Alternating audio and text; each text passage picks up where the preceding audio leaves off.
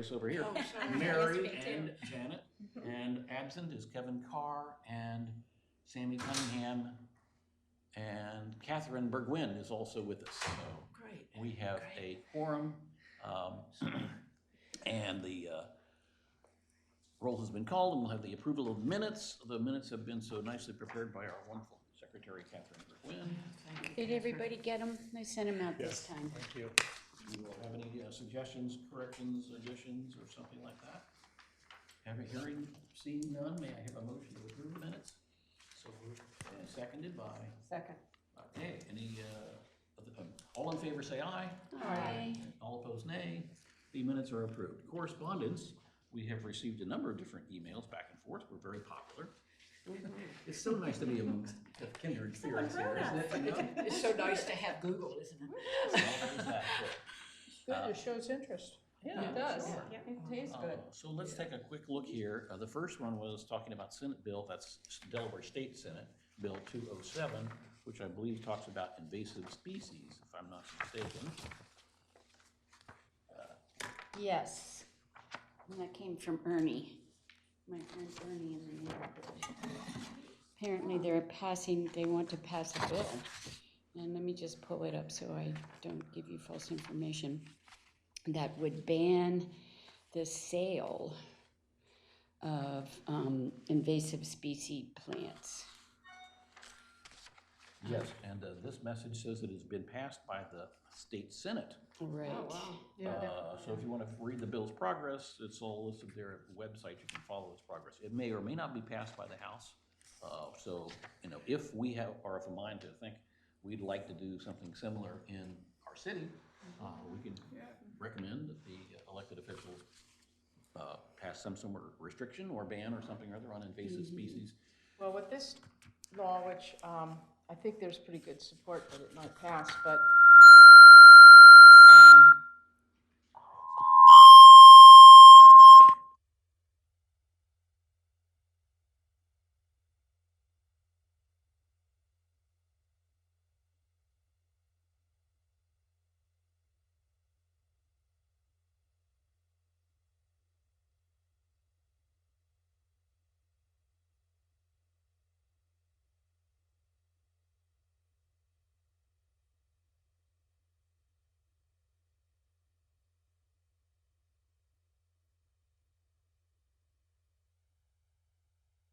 so it doesn't really go into telling a city that they can't, that they have to plant native plants or whatever.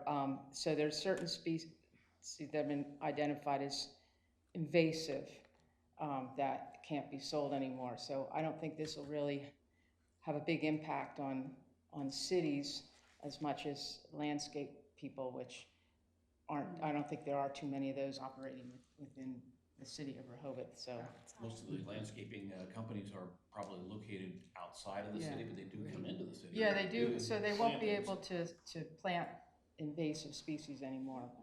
And then there's a second part of it that says that if a plant is thought maybe to be invasive, that they would have to label now. Oh, okay. Which I think is important. So the Act also requires that plants identified as potentially invasive be sold with a tag. So I guess they're gonna make a list. Does it sound like they're gonna make a list of what definitely can't be sold? Yeah. Yeah. So you're saying they're gonna market it as, like, label it as invasive? Yes. Potentially invasive. Yeah, potentially invasive. It sounds to me, and Mary probably would know better, that they will identify what absolutely cannot be imported, exported, sold, transported, or distributed or propagated. So there must be a list that they have. Yeah, and then that they will require that plants identified as potentially invasive be sold with a tag that identifies that. And there's a fine. A violation of this act may result in a civil penalty of $50 to $500, but only after the person has had the opportunity for administrative hearing and the opportunity to come in compliance. So. Well, those of you who are interested in gardening-related issues, including sprays and other sorts of things, you think that there is something that we should do on that topic, let us know. If you think we ought to just monitor the state legislation to see how that works, and then see if we need to do anything more ourselves. I think we're looking into going further and trying to see whether we can, on the city level, do something that would promote the planting of native species in city landscaping, but we haven't gotten too far with that. But I guess we'll keep an eye on this for whether it passes through the House. And probably we should collaborate with the plant people. What are the plant teams? Because we do have an arborist here who's very, at least when it comes to trees, she's already doing a lot of work along those lines, Well, there are also other, I guess you might call them stakeholders or local experts who might advise us if we want to invite them to come to future meetings, the master gardeners, the Sussex in Bloom people, no, Sussex gardeners, the Rehoboth in Bloom folks.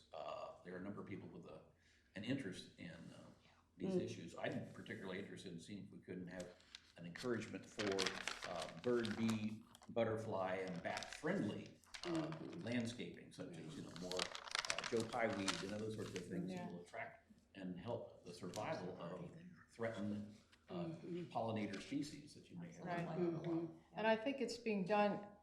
Governor Carney just signed something, a policy for the state, and also Newcastle County has a policy for Newcastle County-owned land. So there's a lot of things we can model off of that. And it's University of Delaware just has I don't know if you've seen it, list of all the ones that are extremely important for bees. Oh, good. They put out with pictures, explain size, everything you want to know about it. I know, I just got a copy of it, so it's very, very good. Yeah, there's a lot of work being done in this area that we can kind of build on.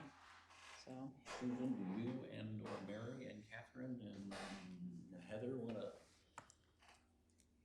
put your heads together at some point? Yeah. While we still stay within the Yes, we will. ethics and FOIA requirements.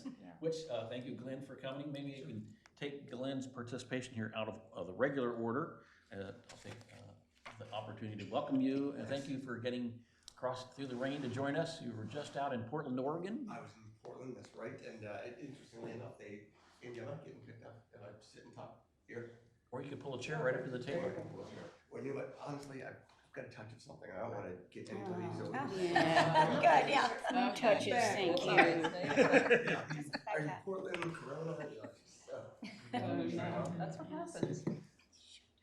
So. And something about a paper bag you had to pay for? Yeah, interestingly, Portland does impose a paper bag fee. So Portland has a paper bag fee, and plastic is not an option in Portland. You can pay a fee for a bag, but only if it's paper. So that was interesting and kind of timely for what you all are discussing. I did spend some time looking at the state's provision that deals with the plastic bag ban that's coming. We looked into the legislative history of it and talked to some of the drafters, and that work has made clear to me that the city, being less than 50,000 in population, cannot impose an all-out plastic bag ban. The statute and the legislative history makes clear that that carve-out was specifically for Wilmington. So we can't do that. However, it also made clear, looking at the different revisions of the legislation, that the city may impose a plastic bag fee. So you could charge a fee for anybody who wishes to use a plastic bag at a local business. The distinction between taxes and fees really comes down to a few things, but for me it's become clear that the plastic bag fee, because it wouldn't be a fee imposed to every person who's patronizing the business, it'd only be a fee that's imposed upon those who choose to have a bag. It would not be a tax, but rather a fee, because it basically provides a privilege to somebody who wants that bag, and it's not a tax that's exacted for no reason at all. So those are the basic conclusions of looking at that legislation. So to the extent you want to move forward with anything on the plastic bag issue, I think looking at a bag fee is probably the appropriate direction to go at this point. I just have a question about, would that fee go? Would the city be able to, put it into a special fund and do what it wants with that? We can. The city can earmark funds that way to put it into a special account. The tree ordinance, for example, there's a provision that allows for, if somebody has taken down a tree and is supposed to provide replacement caliper, if there's not room on their property to do it, there's a provision that will allow the Parks and Shade Tree Commission to impose a fee in lieu of mitigating the actual caliper. That fee does go specifically into a tree preservation fund that goes toward replenishing trees in the city. Is that new? No, it's been around, and now it's been around 8 years, maybe. Yeah, it's tucked away, but I mean, that account, we were talking the other week, do you recall somebody said what they thought was in that fund at this point? 89,000. I thought it was in that range, yeah. What is our population in Rehoboth? I don't know. I don't know, actually. It's way under 50,000. Yeah. Oh, I thought you said I think it's under 3,000. No, 50,000. 50,000. My Yeah, understanding from the commissioner's election that it was like 1,600 Yeah. Okay. that truly live in the city, which It's is, gone up. It used to be 13. Yeah. used to be what? It used to be 1,300. So Yeah. I think that number's about right. In my mind, I was thinking 1,500, but 1,600 could be, yeah. Yeah, and then they say in the summer it swells up to bigger than Wilmington. Yes. But, Right. Yeah. yeah. Well, I mean, that's probably another option if you want to pursue a legislative change to the state law Yeah. that provides for cities who can show that their population swells during the summertime, that perhaps during certain months we could Right. ban plastic bags. But that would take a whole legislative effort of getting the city commissioners here to agree to take the legislation to the General Assembly, getting somebody in the General Assembly to sponsor that bill, and then getting the General Assembly to actually adopt it and the governor to sign it. So it would be a little bit of an effort to get it done. Wow, isn't that interesting? That That's is. really That's- interesting. Any other very questions? That's for exactly Steuart? Glenn, does this, what you read in HB 130, it seems to address the plastic bags only, it doesn't seem to me to address straws or bottles or any other kind of. I think that's right. Okay. Yeah.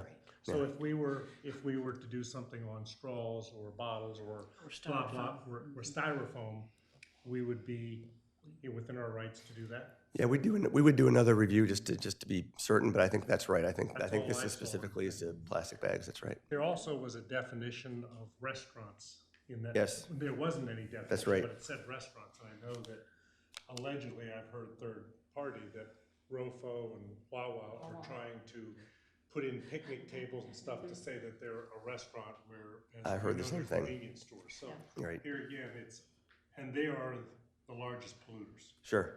by a long shot. Right. So. Well, The hopefully, only thing that would affect here is that language. It would have, well, depending on how you define restaurants, the Right. Rofo here in Rehoboth Beach. that's correct. Would possibly not be subject to it. That's right. Would possibly not be subject to it if they're able to define themselves as a restaurant. But And if, if- as of right now, if the way I read the thing, they're legally not defined as a restaurant, so they would be subject to this law starting in January. I think that's right. My suspicion is that if Rofo, Wawa, or any of the other ones move really heavily toward trying to make that happen, there may be some additions to the state legislation, because I've got to imagine that legislation was intended to encompass Royal Farms and Wawas of the world. No. The language, how do you, I mean, obviously somebody put that language in there to affect municipalities' ability to help the environment. So, and as you said, the only way to get the language amended or changed is to go through the entire legislative That's right. process. Okay. That's right. Same thing with the county. If we were to go to, because a lot of this stuff comes from the Sussex County, all these stores, as we just said, the population swells here. All this stuff is not coming from these That's right. merchants here. It's coming from Sussex County. Right. Right. So to change the permissibility of a municipality to be able to adopt legislation that would ban plastic bags, that would certainly require a action at the state level. Since this legislation now pretty much trumps anything at the local level. So it would take something at the state level. But as you say, I think this is really limited to plastic bags, which is a huge issue, and that's probably why they attacked it first. But there are certainly other measures with plastics that I think you all could recommend to the commissioners outside of plastic bags. And as I said, the plastic bag fee is, I think, a viable option. And that's open, that's fair. Yes. Fair game. Yeah. Gotcha. Glenn, if I may ask for your analysis of the particular provisions that are involved here. G1 is the part that starts off talking about, unless expressly authorized by this section, a county, city, or other public agency shall not adopt, implement, or enforce an ordinance to do any of the following. The following does not say ban or don't use plastic bags. The following are just one. A, require a store to collect, transport, or recycle plastic carryout bags. Well, banning them is not collecting, transporting, or recycling plastic carryout bags, so that doesn't necessarily rule out us taking some action. And B was impose auditing or reporting requirements upon a store that's in addition to those.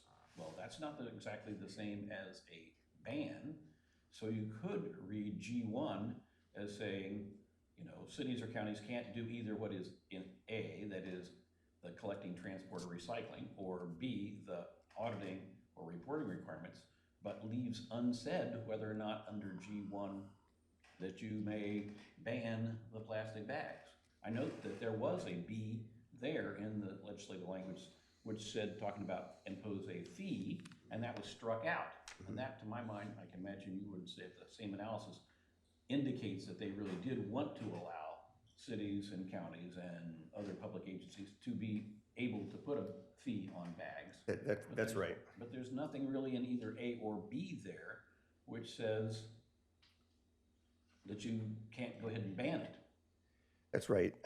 Is your I think analysis based on the next section down where it says number 3? Right. A municipality and a population in excess of 50,000 may enact a law requiring stores in excess of these square feet to comply with the whole provision, 6099A. Is that the part that you're looking at? It is, and Draws you know, conclusion? it is, and you've watched city council or the commissioners draft legislation, change things as we go through it, and the draftsmanship is not only always as eloquent as we would like it to be, you know. So I really think there's a little bit of an inconsistency here with the legislative history of when that's subsection 3 talking about excess of 50,000 in population. The legislative history of that and the whereas clauses that went along with it for that amendment to be inserted, that was not part of the original bill. That was an amendment that was inserted. That legislative history made clear that it was intended to take smaller municipalities out of the plastic bag business. Out of the plastic bag banning business. Banning business. Would still allow us to impose a fee Yes. because of the B that was struck out. That's right. That's right. Any other thoughts or comments? Did you get a chance to talk to anybody in Denrec that's going to be involved in the enforcement about how they interpret Wawa and Royal Farms? Or? I did not, and I had a research associate call somebody over there and had a short discussion, but I don't think they raised it. It's not, at least it's not in the memo that he provided to me, so I can follow up on that. Mm-hmm. Other thoughts? Well, Glenn, while you're still at the podium, can we switch topics to the issues surrounding not plastic, but FOIA, ethics, et cetera, in general? We're still, I think, a little leery, confused perhaps, on the topic of how we can do business outside of these meetings that are noticed. Can we meet for coffee? Can we email back and forth to each other so long as we're not more than 6 people? Yeah. So let me give you just a very short primer on how you meet and confer outside of these publicly noticed meetings, right? So you are a 8-person body, right? Everybody's here today? Oh, you're 10. You're 10, right? So Missing a few who are normally or expected to be here. that's right. So your quorum is 6, and they're under the city charter. If there's not a provision specifically in the code making your quorum something other than a majority, then the default is it's a majority. So 6 of you constitute a quorum. A quorum is what constitutes the public body and a number of members that can actually conduct city business. So you need 6 of you in a room to be able to vote on things, make recommendations to city council. Anything less than 6 can't conduct city business. So So in fact, if Charlie had noticed this meeting today and 5 of you showed up, Charlie would have had to say, we're going to recess the meeting and hold it another day, or the 5 of you could sit around and chat about things because the meeting was noticed and you don't have a quorum, but there wouldn't be 6 there to actually conduct business, so you couldn't take any action on anything. But you're more interested in not what happens in this room, what happens outside of this room. So say you're sitting here today and we're discussing plastic bags or the fee on plastic bags, and the chairperson says, I think I would like to have somebody look into this. What's an appropriate fee? What are other jurisdictions charging? I'd like you to go look at that and report back to us. If Charlie chooses one of you to go do that, you're a body of one at that point. You're not required to publicly notice your meetings. You can actually talk with your fellow members of this body, and I'll explain in a minute where the limits are to that. So you can talk some. You can do all those things outside of the public body. But if the chairperson says, I'd like the 2 of you to go look at this and report back to the whole body, once it becomes 2, now you've got a subcommittee that's created, whether it's called an ad hoc committee, a working group. The statute is so incredibly broad that once there are 2 people that are tasked with making a recommendation back or gathering information and bringing it back, that triggers all the Freedom of Information Act requirements. So really the best approach is for the chairperson to say, I'm appointing one of you to look at this particular topic. Now, once that one person is appointed, that person can go to 2 other members or up to 5 other members, just so long as it's not a quorum, and say, I'd like to get together with you. Let's have coffee. Let's talk about it. It doesn't have to be publicly noticed because the 5 of them have not been appointed as a subcommittee, working group, or anything like that. There's only been 1 person appointed. But here's the issue with that. So if the 5 of you, so 1 person gets appointed, they set up a meeting with 4 others of you, so you have 5 now having coffee. If the 5 of you have coffee, you talk about some ideas, you come up with some fees, for example, for the plastic bags. And then one of those 5 members calls a 6th member and says, hey, we got together, here's what we talked about, here's what we think, what do you think? Now you've had a meeting outside of the public process. So you have to limit it to 5. It happens a lot on emails. 1 person will send an email to 2 of you. Those 2, one of those on that email will send it to another 2 of you, and pretty soon you've got 5 people there. They're called serial meetings because they don't happen all at one time. But that's where I mostly see illegal meetings not properly noticed occurring outside of this room. And it gets tricky because it gets really tricky because Charlie, for example, can send out a memo to all of you, a passive communication that says, this weekend we're going to, I went out, I looked at some items that I think we'd like to discuss. Here's some information I'd like you to review in advance of the meeting. No problem with that. It's when somebody reviews the information and emails back to the entire group. I've reviewed it. I think on page 3, there's something that we should consider doing in the city of Rehoboth Beach. What do you all think? Somebody else writes back. Now you're having a meeting outside because you're conducting city business. Whenever you're consensus building, trying to get to some decisions or define some parameters, that's the conduct of public business. You can't do that outside of a publicly noticed meeting if you have a quorum or more involved. You can do that if you're under 5, though. You can do that if you're under 5. Okay. Unless, unless you've been appointed as a subcommittee, of 5. Right. Gotcha. Now, if Charlie, instead of appointing people to be He just appointed. a different topic, but he just says, okay, we're going to discuss this topic, if anybody's interested, and then a smaller group shows up without it being an official committee or anybody's been designated to be running it. Or is that okay if Charlie just gets 4 people together? Or So Charlie emails 3 other members or 4 other members and says, I'd like to talk about this. Absolutely fine. Okay. Absolutely fine. Don't have a quorum. You can't conduct public business. They can't vote on anything or take any action that's the action of this body, but they can get together. So just so I'm perfectly clear, so Yep. the quorum applies to the whole committee, not the subcommittee. The number of the quorum is 6, So, good question. no matter what. So, nope, so it's 6 people for this body. If a committee of 5 is appointed, then the number's 3 of a quorum. So for that committee to conduct public business, you have to have a quorum of the committee, which is a Whether or majority. not you're called a subcommittee or not, that's what we're. Only if you're called a subcommittee. Only if you're called a subcommittee. That's right. But since you appointed this committee to look in, you have 3 people on this committee that Charlie just appointed. Yeah, So I may have that's just stuck okay. my foot in my mouth by doing that. I mean, So, I mean, is that okay? They're So a once- committee of 3 that are looking into invasive plants. So once he appoints a committee of 3, and it is Don't call it a debilitating. I mean, it is like handcuffs sometimes, but once there's an appointment of 3 people to look at something, that is a committee under the act. How about this? If I retract the statement that I made, I'm dissolving the alleged group of people, committee, team, whatever it was, and appointing just one person Right. to look into these matters, such as Susan. And if Susan wishes to Consolidate. contact some of these other folks, that's legit. Perfectly fine. Susan Okay. has something to do with But it. it's not legit what you just did. Is that what you're saying? What I did a few minutes ago. Yes. When I said, how about you 4 It- people well, get it- together it- and work this? It's legit. You can have a committee of 3. It's just that the committee of 3 is going to have to notice its meetings. It's going to have Ann post an agenda, notice its meetings, and the public is going to have to be invited to attend if he appoints a committee of 3 or So it's 5. the label of subcommittee, or it's the number that dictates it's automatically considered a subcommittee? So under the act, if you are charged by the body, this body, with spending any city resources, funds, or if you are charged with, I don't remember what the second one is, but the third one's the one that always gets you.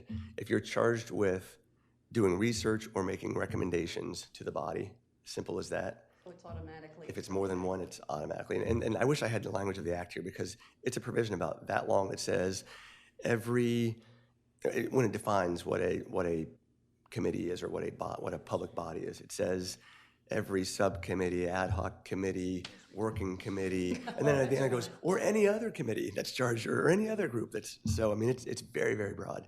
So even if he doesn't call it a subcommittee, being 2 or more makes it a subcommittee. Right. Can't call it a team and think that it's Can't something call other than a it- subcommittee. That's right. Okay, all right, That's thank right. you. Thank So, you, that helps a lot. just to double check, we're legit if I appoint Susan as a committee of 1 or a person of 1, and she will go forth and sin no more. No, I'm sorry, how did it say it in church? But yeah, right, she can go and now do that work. I and think she I'll can, get that airplane. And she You know, can the con- airplane So on she the can then beach, you know, it contact goes me, around. right, or Mary or Heather, up to 5. up to 5. Yep. But if she said, okay, I want Catherine, Mary, Heather on my committee, then it becomes a different beast. Right. Okay. I'm still a little Now it is a little confused about confusing. emails. Mhm. Now, a lot of times we have topics that we're working on, and so and different people might be doing their own work. And so what are the limits of me sending emails to the whole committee about things that I found? I usually say be careful about it, and certainly if you do it at the top, you should say, please don't reply all, because once you reply, if somebody wants to reply to you and they reply to the entire group, then you're probably starting to consensus build and talk about topics, which is conducting business. So like I said, you can send a passive communication that says, I've done a little research, I think this is a topic maybe the group should look at, and send it out to everybody. Do not reply to all. One person can respond to you, 2 people can respond to you, and in fact, you could get responses from every person on the committee. This is where it gets tricky. You can get responses from every person on the committee, but once you consolidate those responses and then push out the next email that says, here's what everybody thinks, and I've tried to put it all together, now you're consensus building. Susan, Just simply, why is this in place this strong? So the preface of the act says that in a democratic society, the public is supposed to have the right to observe their government in action. So if you're making decisions that they don't like or conducting yourselves in ways they don't appreciate, they can vote you out or have the elected officials kick you out. It's all about observation. Interestingly, the act does not provide that the public is supposed to be able to participate in your meetings, but they're supposed to be able to come and watch how you're conducting business, how you're making decisions, why you're making those decisions. Interestingly, so under the Act, there's records that are required. You're required to produce records. So somebody can file a Freedom of Information Act request and say, I want all the emails of the Environment Committee on the plastic bag issue. And Ann would send out an email to you and say, we just got this Freedom of Information Act request. Please look at your emails. Anything you have that's related to the plastic bag ban, send it up to her. And we would then be required to produce those, with some exceptions if they're attorney-client privilege or certain things, but we'd be required to produce those. The General Assembly, however, in Delaware, has carved themselves out and said, not our emails, not our emails. So Pete Schwarzkopf, who I love, said in the paper, though, he said, why would I make my emails subject to the Freedom of Information Act? That would chill my conversations with my constituents. And I thought, if it's that way for you at that level, why is it any different for a local official who's trying to have a conversation with a constituent? Yeah. It's the same argument that the president of our country is making by saying, I had confidential conversations with all these guys. Right. Right. I don't want to have that be revealed, because that would chill our conversations. It couldn't be open. Executive privilege. Exactly. I wish I had it. I'll take the attorney-client, but executive's better. So if we had information that we wanted to share with everybody, that we wanted to be part of this record, is it okay to insert it the way that it's been inserted here and make it part of the meeting minutes? Is that sufficient to cover that? You know, Yes. or if So this yes. does happen by accident. Yes, we you can publish it here. Yeah, you can forward something to Ann and say, here's, we have this topic coming up on our agenda. Here's a support document that I'd like included, for the group's discussion. She'll load it and everybody can look at it, and there's no problem with that. So we're not precluded from emailing everybody. We just need to publish it and note it for public record. You don't even have to publish it. I mean, you can do an email to everybody and say, I've been looking at this topic. I think we should. It becomes the collaborative thing that you were That's talking right. about. That's right. Right. And it sounds to me like we can do that, but you cannot then say, this is what we have decided. I think it sounds like then after you get everybody's opinions or whatever, then you come and you present it to us. That's right. At This the is meeting. what's happened with all these, whatever. And then it's okay. But if you write, okay, this is what we've all decided ahead of time, then it's a problem. Then it's not That's right. public. Okay. Then it's not public. Yeah. Right. This is a live ammo here, I received an email from a citizen of Rehoboth Beach, Suzanne Good, who I don't think has been listed yet in the correspondence for today. It was just last night. There is one in there from Suzanne. There's one in the back. In the back. Oh, okay, very good. Well, in event, she wrote with a number of different topics. Mass transit would like to improve the environment, all sorts of good stuff. I responded to her by saying, there are buses that come to Rehoboth from New York and from Washington, D.C., and they cost this much money. Trying to be helpful, sharing information with her. She CC'd everybody here and the mayor and everybody you could think of. I responded to all those people to let them know that I took the responsibility of responding to her. I'm handling it. You don't have to worry about responding. Right. Should I have been better advised not to reply to all? Just You can do that as long as then the next person, the next appointee or elected official doesn't say, I agree with Charlie. So once you start doing that, so you can reply, but generally what the commissioners do is, if they're going to reply substantively, they will reply substantively without the whole group copied, and then they'll oftentimes send an email to the entire Board of Commissioners saying, I've acknowledged this email from Susan Good. So they know that somebody got back to Susan Good, but they don't know what was said. So I did actually get one person who was on that CC list right back to me and say, good job, Charlie, that sort of stuff. and was everybody copied? No, Okay. they only sent it to me, so that Okay. Okay. He or she, I keep it anonymous. Very good. Other questions for Glenn? I think you've done a great job of trying to clarify the muddy waters of, I have one more. oh, sure, Mary. So, if we have a recommendation of plastics ordinance for the city, now, would it be better for us to really try to draft it, or do we just say, this is what we want, and then you draft it? So typically, if it gets to the point of a drafting exercise, I'll get involved. A lot of times, somebody will try to put a little bit of a draft together. I've done them so much that it makes sense. I'm a little bit more efficient. I know the language that's used throughout the code, so it's a little bit easier if I'm involved. But sometimes, sometimes a committee can spend a lot of time trying to draft legislation or recommended legislation, and they send it up to the commissioners, and they want nothing to do with it. So typically, I would send a note up to the commissioners and say, we're considering a plastic bag fee. Is this something you would like us to work on or not? And then they can come back and say, yeah, look into that, or if the answer comes back a hard no, then don't waste your time because it's not getting passed, at least with the body that's currently elected. We have two members of the Board of Commissioners who are part of our committee. They're mentors to our committee. Run it past them, you think is the best Yes, advice? absolutely the best approach. We spend too much more effort on it. Yep, absolutely. Only other thing I'll mention is conflicts of interest. And that's kind of the golden rule: don't lie, cheat, steal, or tolerate others that do. Now that you're appointed to a official government committee, you're subject to the state's code of conduct. And really it boils down to don't lie, cheat, or steal, or tolerate others that do. I always tell people, if you feel something in your stomach saying this feels weird that I'm participating right now, then maybe step back or have a conversation with me. For example, if you are a producer of plastic bags and you're on this committee, you probably should not participate in the discussion about whether we should impose a plastic bag fee or not, because that's going to be a pecuniary benefit or detriment to you. So just little things like that. Just kind of keep in the back of your mind, there's a code of conduct. If something feels squishy, think it through, call me. My cheating or stealing did not mention anything about bribes here. If someone offers me, a bribe to Take this it. whole deal, Take it. No. go ahead and take that. No.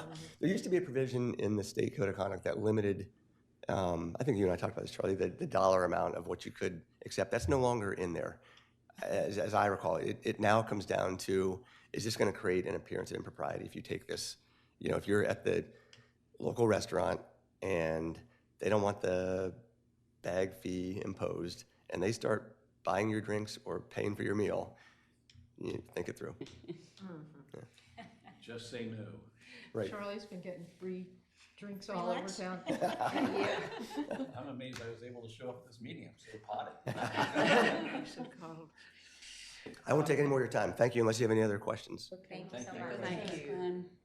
We may have to call upon you again as we get other issues that we're saying, but wait a minute, what about this? At whatever level you want me. Yeah. Thanks again. Thank you. Okay, well, that was fun.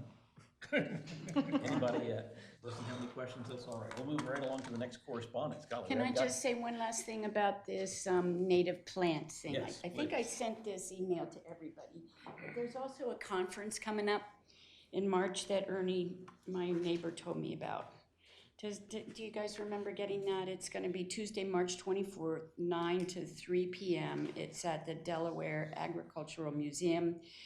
And it's a summit meeting of Delaware conservationists and call to action. And it's the Delaware Native Species Commission invites you to attend a summit meeting. Delaware Native Species Commission. Yeah. Of conservationists and conservationists and conservation-minded enthusiasm to forge a new collaborative partnership to protect Delaware's flora and fauna. So I'm pretty sure I sent everybody that email. Do you remember seeing it? It looks like What's it's, the date? What's the date? March what? It's March 24th, that's what it's, Tuesday. I saw it. but you sent an email here, it says in our correspondence on February 6th from Ernie Ritchie, Native Species Summit Invitation. Right, I probably sent it out. There were two emails. One was Ernie, oh, I did see that. Okay, I'm sorry. And then where's the other one about Ernie, about the bill? It's Well, not there's- on there. That's you on want- the first page attached to the agenda. Yes, from Jennifer Childer. Okay, so there they both are. All right, I'm sorry. So I figured let's just finish with native plants first. Yeah, native plants and the invasive species part was the first correspondence, Jennifer Childers. Right. And if you look inside, page 3 of 9, for example, has some of that email traffic coming through, talking about Senate Bill 207 and the invasive species Right. stuff. And then there's probably another one from Ernie. So anyway, I just wanted to be, that's all. I just wanted to be sure everybody saw that in case they're interested in going. Good, thank you, Catherine. You're welcome. Any questions on that? If not, we'll look at the next piece of the correspondence, which is from Stan Mills regarding Save Our Oceans. If you flip down to page 5 of 9 in your packet of information, everybody got their packet, yeah? There's that big Save Our Oceans, biodegradable straws available upon request, that sort of thing. I would also mention the next page is, well, that's page 6 of 9 has Catherine Bergwen's email with Ernie Ritchie again.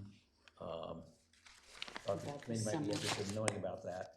I would also point out that I went to the Stan Mills's, the committee on boardwalks and beaches, which has been thinking about recycling. A little bit different than banning things, but recycling on the boardwalk.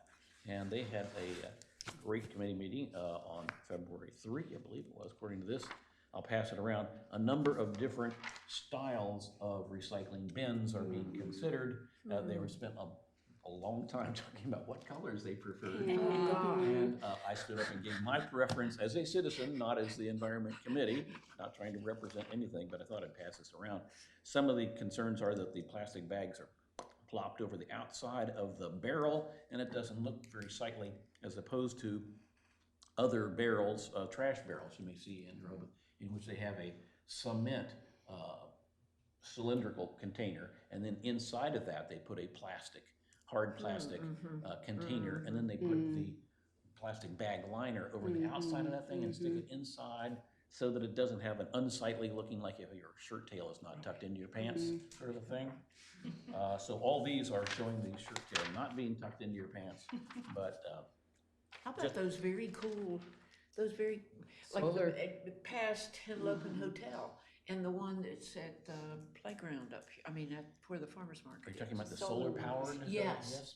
Well, they're pretty expensive, and they also have electronics in them, which gets affected by the salt air, I'm told, by Okay. Kevin, who's our Board of Public Works guy. What are the electronics for? Well, it has a solar panel on the roof.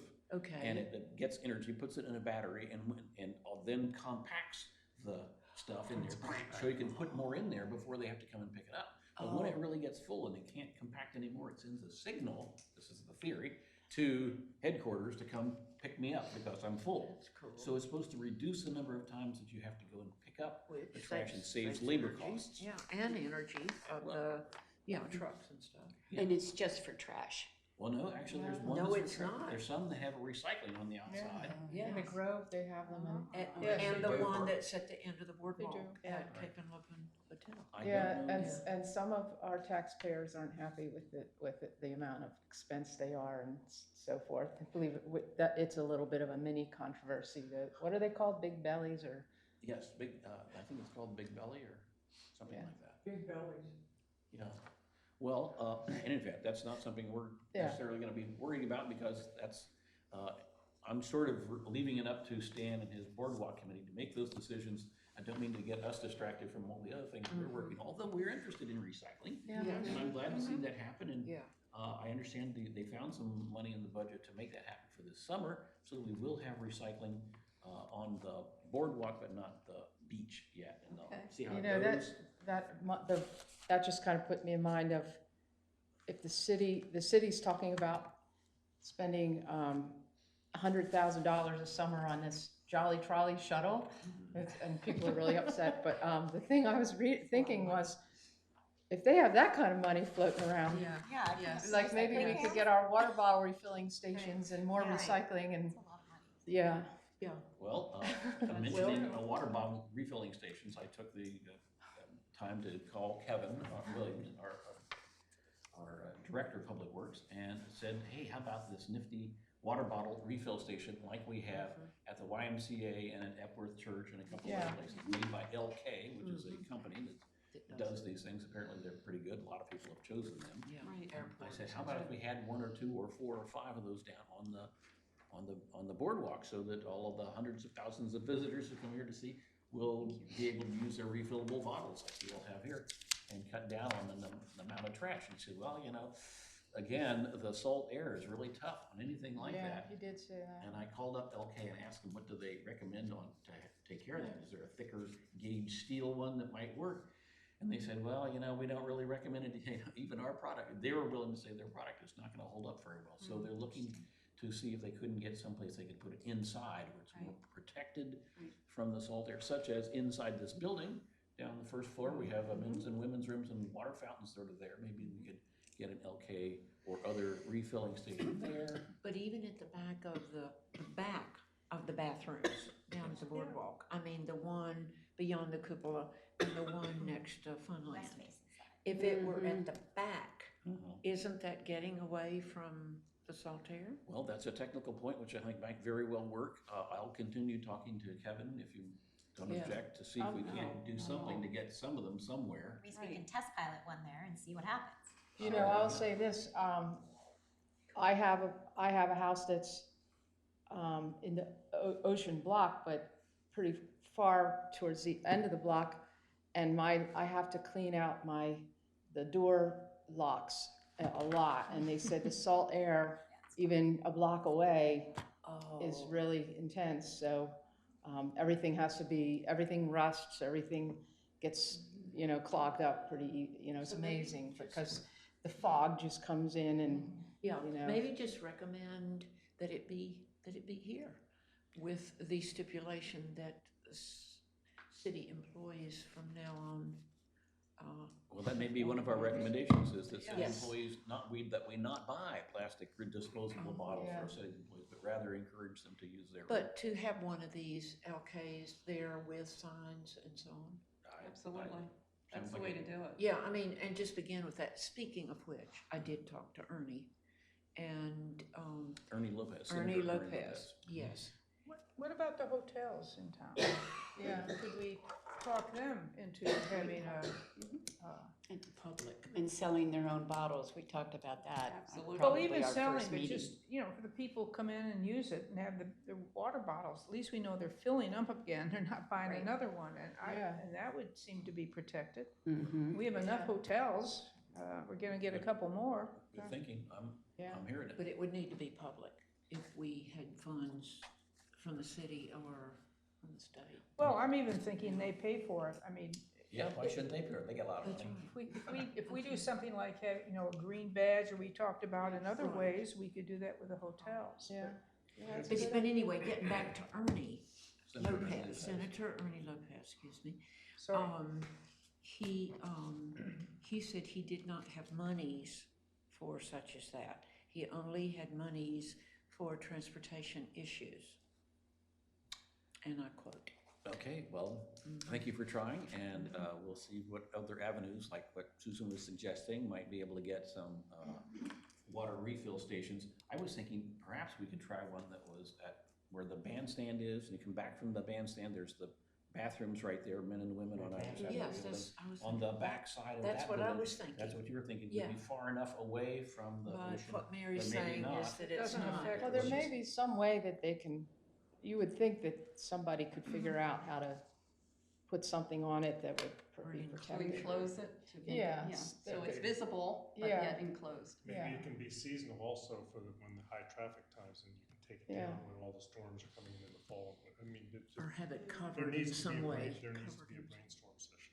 Well, Yeah. there are in town, I don't know all about the details, but we do have drinking fountains on the boardwalk Yeah. already. They're off Yes. in And then they're off, They winter. take those off during Mhm. off-season also for the same reason. and they can't handle- cover them with a heavy tarp Right. material. Right. As Same they as do the the- showers, Same as the parking meters that are, I mean, the electronic parking meters where you They're- pay they're your credit covered. card, they cover them over with a tarp, which I would think helps to protect the Mhm. delicate electronic Mhm. things that are inside So you would think. from the salt air, so, Mhm.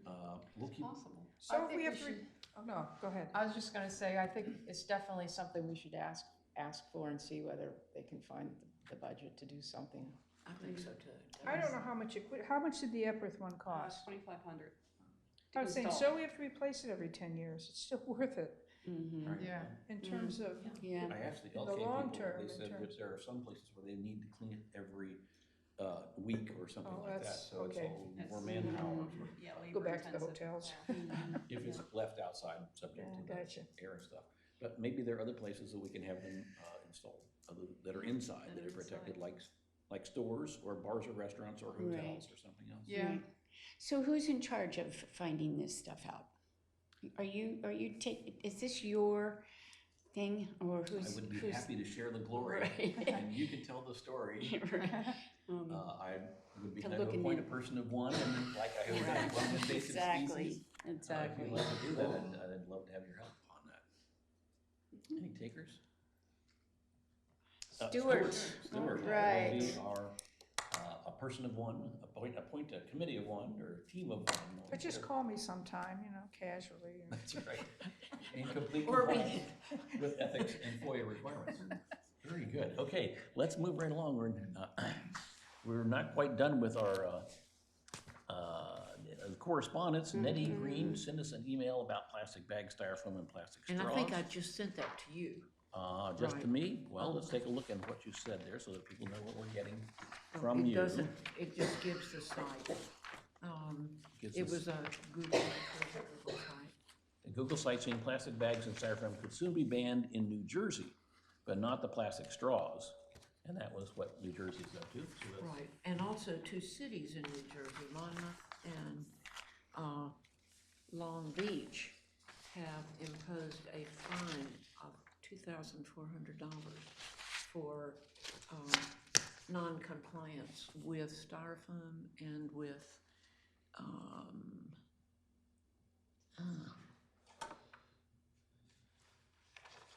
don't think with Plastic plastic bags. bags.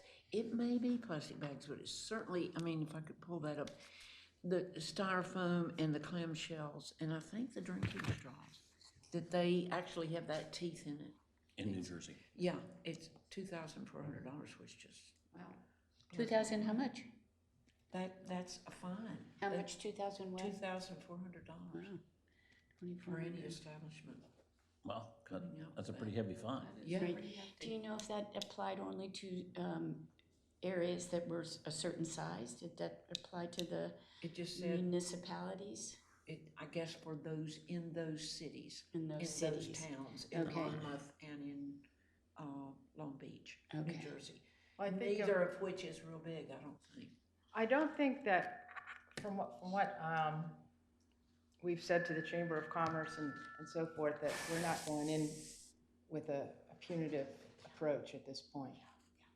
Well, my thought, I was interviewed on WRDD TV because we couldn't get a hold of Steuart, unfortunately. I would rather have had Steuart get the glory on the TV time. Charlie, you're doing a great Yeah, I job. watched the little interview, did you? Well, anyway, they called and asked about what happened with the chamber. And I told them that I didn't think that there was anybody gonna have to pay a fine because everybody's gonna be in compliance. Yeah. That's But, what Dee said too. You She know, felt that too. even so, there probably should be some provision about non-compliance. There's usually, you have something, but then there's discretion Right. as to Well, where you're gonna use it.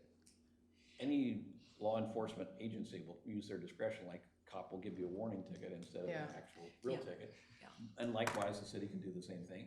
It could be that the provision might have a low fee at first, and if you violate it 2 or more times, then it's a higher fine. But, I don't know that we need to get into those details right now. Yeah. And my feeling is which I don't know who wrote this, but this Me. is, you wrote it, okay. I really like that, and this draft proposal. But all this banning, I do, maybe what we need to do is start easy, like the low hanging fruit, which I thought was really the thing that Dee was saying, but that we have a sticker, that we start with praising businesses that do this, and then maybe later impose, if people don't go along, because that's the social, you're dealing first with social approval, and then maybe later with some type of fee. Well, you may know that on that TV interview that I had, and previous conversations with Bob at Bob's Coffee Mill Yes, here in that's my town, neighbor. Bob says he likes to have his, government be polite and friendly and say, how can I help Yes, you when you of first course pick up he the does. telephone? Of He's course a he very nice guy. I Yes, he embrace is. his philosophy. He was saying that, how about if we send out a letter to all the businesses first saying, this is what we're thinking about. Wouldn't you like to voluntarily comply? And there wouldn't be any need for anything. I thought, what a great idea. Let's get Bob to co-sign a letter with somebody from the city government and have it be a mutual coalition sort of building thing so that businesses would know that other businesses are in favor of this as well, and it's not just some heavy-handed government edict coming down from above.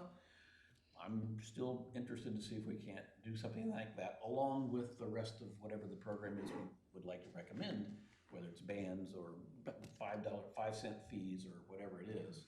But yeah, I certainly endorse what you were just saying, Nettie. I understand the approach, but if our recommendation is strongly that we believe banning is the issue, we should recommend it to, not weaken it just because we think they won't like it. I mean, this is, they put us here to recommend, and what are we recommending? Yeah, So we you gotta know, keep that in mind.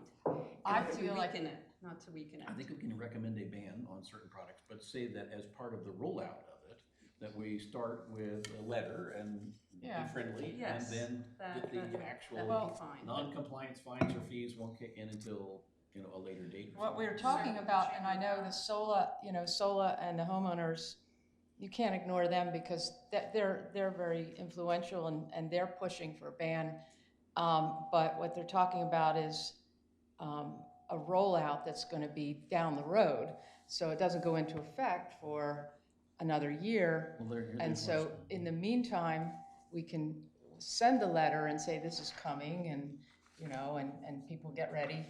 And I guess what's already been asked to the city is, and you probably all know, but they want to do a plastic bag ban for the smaller stores. They want the straws on request, and they want the ban on styrofoam. And I agree with Glenn. I had read the statute too, that we probably aren't in strong footing if we try a ban on the smaller stores due to that carve out in the language for cities over 50,000, but For plastic bags. for plastic bags. But but we could do a fee if the commissioners were willing. That's sort of a complicated thing, but I think we should try and kind of work with those groups and the three things that they're asking for, and see how it goes, and give them enough. The state law doesn't go into effect till 2021, and so people are saying maybe our proposal should go into effect a few months later or something like that of next summer, and then that gives people plenty of time. But I think it's important that we give a very specific proposal for the next workshop in March, because they're open to it. Lisa said they wanted to see it, and I think we have an opportunity to actually get something significant through. So I did too. I note here on page 8 of 9 of your package is the email from, finishing up on our emails and our correspondence. Okay. Jan Conacy writes down to the very bottom that they would suggest that the ban go in effect 3 to 6 months after the state ban on single-use plastic bags, January 21. So it's exactly what you said, Mary. And this correspondence is a recapping from Jan Conacy of the Plastics Working Group of the Homeowners Association and from SOLA 3 about what she and others said at the chamber meeting. And Steuart was there representing our point of view, if you will. And Steuart, can I call on you to summarize what you thought came out of the chamber meeting? Yes. And or your reaction to this correspondence here? You can pass that around so they can see it. This is my presentation.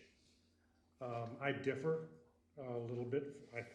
I would like to differ respectfully from SOLA 3 a little bit and the homeowners. That's perfectly okay. We've talked about the proposed policy options of banning styrofoam, the clamshells, styrofoam single-use products. We talked at this meeting, and there was about 40 people present at the meeting, and these are Chamber Advisory Board, and the whole idea is to work, they're the stakeholders in this, so the idea is to work with them and get their ideas. In Jan's proposal, she was talking about only using paper and plastic straws on request. I'm against that. The language here is very interesting. I'm about banning plastic straws altogether and then allowing compostable straws on request. Now, here's the problem with that. If you're an owner of a small business or a restaurant, your cost of those straws goes up by triple. But if you have a good training policy with your employees and have that sign that's on our agenda here, which you can get from anywhere, that Lito's Pizza had in Ocean City, but it's all over the place. You can get them from the Save the Whale. The data suggests that there is an 80% reduction in having to have straws at all. That way offsets the triple the cost of those straws. We cannot, in my opinion, let up on that language. There can be, hopefully this committee will come to the conclusion, there can be no plastic straws in Rehoboth by anybody. You can't sell them, you can't have them. There is a thing for medical use. There is a situation where some individuals on medical use, most of those people will have straws with them, or like Rise Up, you're selling a bamboo straw, or you have stainless steel. There are many, many different options. Paper straws that Rise Up also. Yes. So the language that I changed was put a purchase price on the bags of up to 10 cents, and that was for paper bags, not plastic bags. In her thing, it was plastic. In my recommendation that I talked about, it should be for paper bags, and paper is not much better than plastic. So the idea here is an educational component. So the fee on paper bags would encourage the use of reusable bags. It happens in all the jurisdictions it's been practiced in. All you need to do is go to Maryland, go to Whole Foods as a nationwide concept that they do. Of course, Aldi's doesn't even have any bags. You bring your own bags in, or you're not going to get a bag. That's the even better solution. Require that business not offer such products, meaning the plastic bags, plastic cups, styrofoam, but rather provide compostable alternatives. And language is important, not recyclable, compostable. And then, of course, this was a thing that added in, require city staff and commissioners to use reusable water bottles. Rather than buying cases of bottled water, this would not only save them money, but it's actually healthier. Installation of water bottle refill stations, which we've already talked about. So there's another thing. So this was part of the presentation. These products are not readily recyclable. The plastic products can be, and in many cases have already been replaced. And see, it was brought up that Carol of the Chamber of Commerce brought this up. A lot of businesses are already doing things. We don't know what unless we're patronizing them. Nobody's taking credit for it. And at that meeting, she said, any of the businesses that want to, there is a little drop down on the website of the chamber. So there's a little drop down when she encouraged business to put in what they're doing. That's not going to happen. No. How it happens is we come up here again. You talk about changing the language to be a little bit benign. I'm all in favor of what Janet's saying. We need to come clean on this and be very clear. There needs to be a ban on these products. And the problem is these products. We're all talking about what they're doing to the marine life and the oceans. We're not talking about what they're doing to us.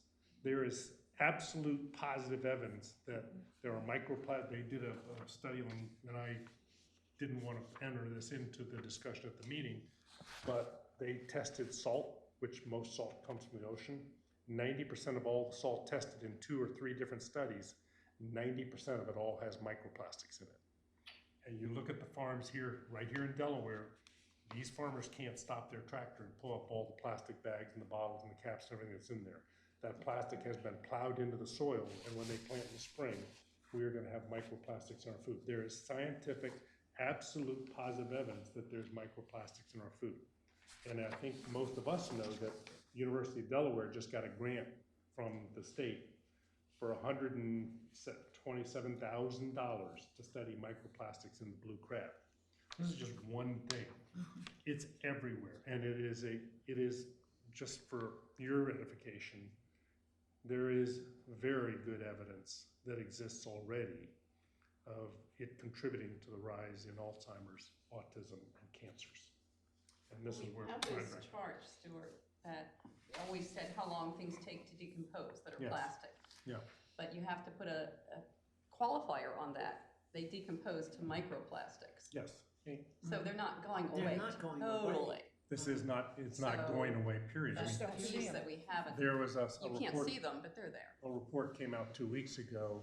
2/3 of all the plastic produced in the world since plastic was introduced, all the plastic in the world is still around. It's around somewhere, yeah. It's still around, and it's being produced at a significant rate still.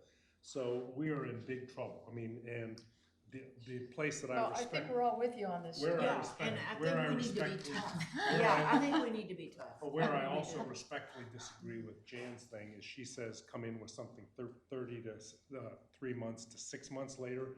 I disagree. I think it might, at the That's worst, like a it year should and a be, half. at the worst, it should be in, I know, at the Yeah. worst, it should be in conjunction with the state law. Or better. Or coming in better, sooner. it gives people, the businesses, as I said, I've been in the businesses they're in, and these people don't have the luxury of having large inventories. First of all, there's no space, and the cost of these inventories, if you have more than a 30 to 60 day supply of this kind of stuff, you're in trouble to staying alive as a business. May I ask that we control these.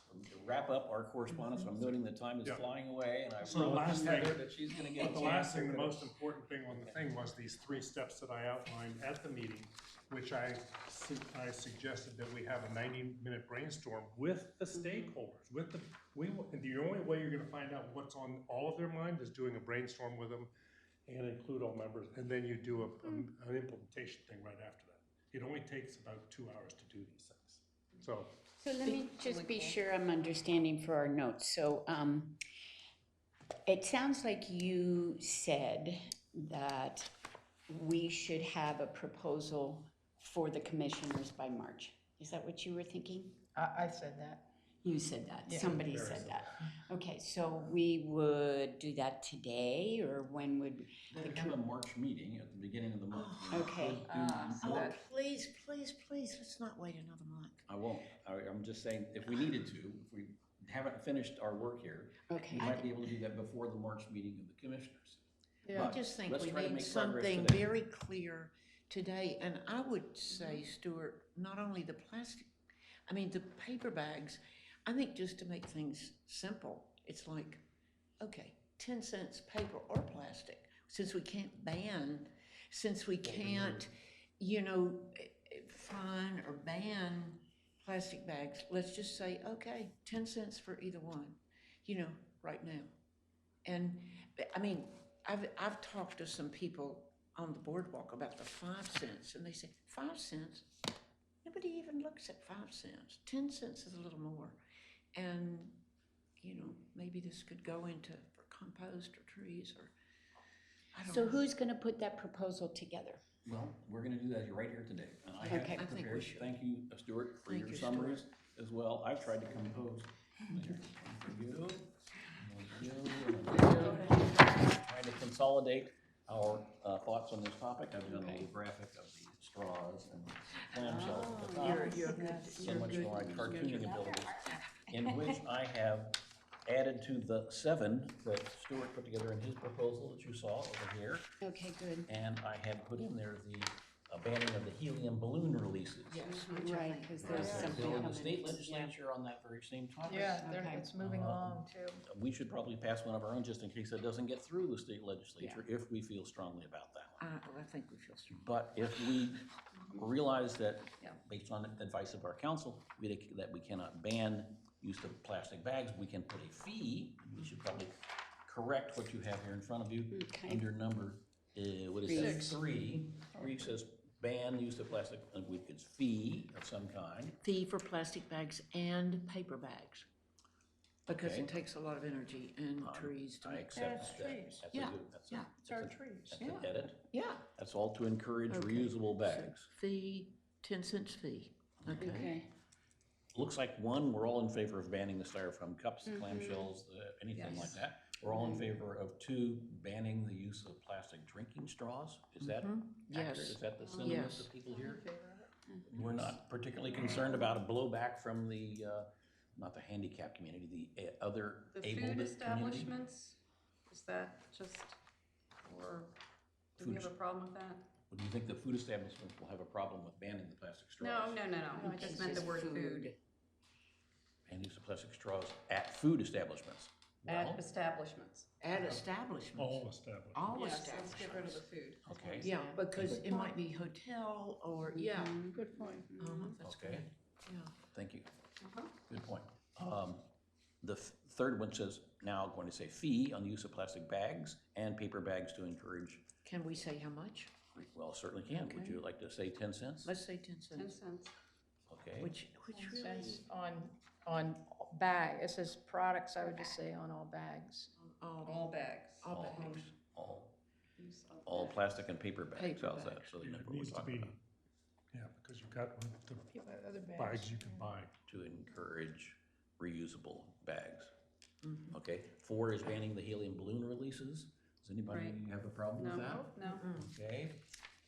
6, of course, is a reiteration of some of these things about putting a fee on the products mentioned above. We've already decided that as part of number 3, which is we want a 10 The only cent fee. language I would change in that is put a fee, whatever we decide, 10 cents or so, to encourage the use of reusable bags, not to discourage the. So it's a but to- positive. A Yes, positive, yeah, encourage that's the- good. Encourage the use not of, discourage. Right. of reusable bags. So number 3 would say a 10 cent fee on the use of all plastic and paper bags at all businesses to encourage the use of reusable bags.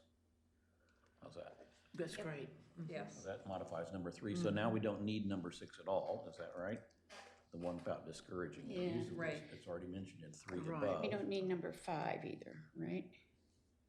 Yes, we do not need to do number No, 5. Because we're already doing this it. is We're good. doing that. Right, We okay. can probably, what about number 7? Require businesses not offer such products? Providing them on request? No, we're saying no. We're already banning them, we're not doing Banning it them. on We're banning request. them. That's, So that's, So 7 is yeah. out. Number 8 is require city staff and commissioners to use reusable water bottles, setting a good example by buying, et cetera, save money, installation of water bottle refill stations at city facilities and/or on the boardwalk. I think we should probably scratch on the boardwalk because of the concerns that have been raised about how the Until we salt air. find out about that. Thank you, Kevin, for pointing out the salt air attack on such things as metal products. I did notice, though, when I was walking on the boardwalk the other day, that the grottos, which is facing the boardwalk, has these aluminum frames around their glass sliding doors or whatever. The aluminum doesn't seem to be eaten up by the salt air. How did that happen? Okay, well, they're just luckier. Maybe they come by every day and wipe it off or something. No, I was just curious, is it a practice that in this, for city employees that the city provides a lot of plastic bottles of water and?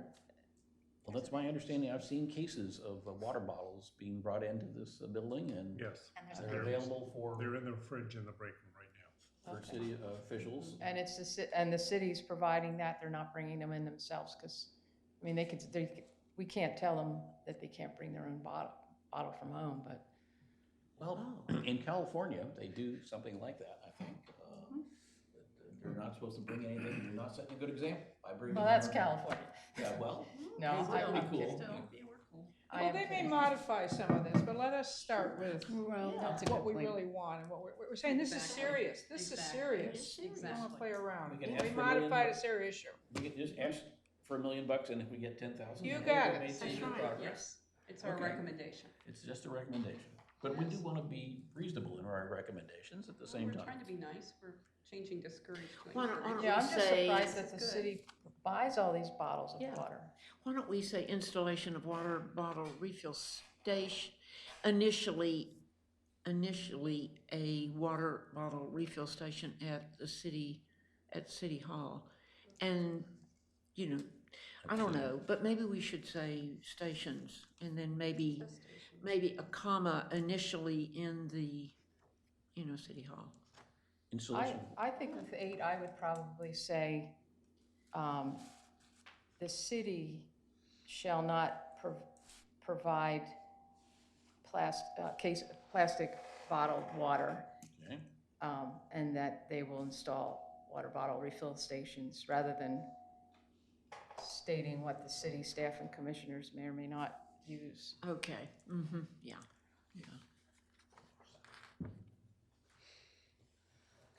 Okay, and 9, I guess, Okay. is another not needed provision.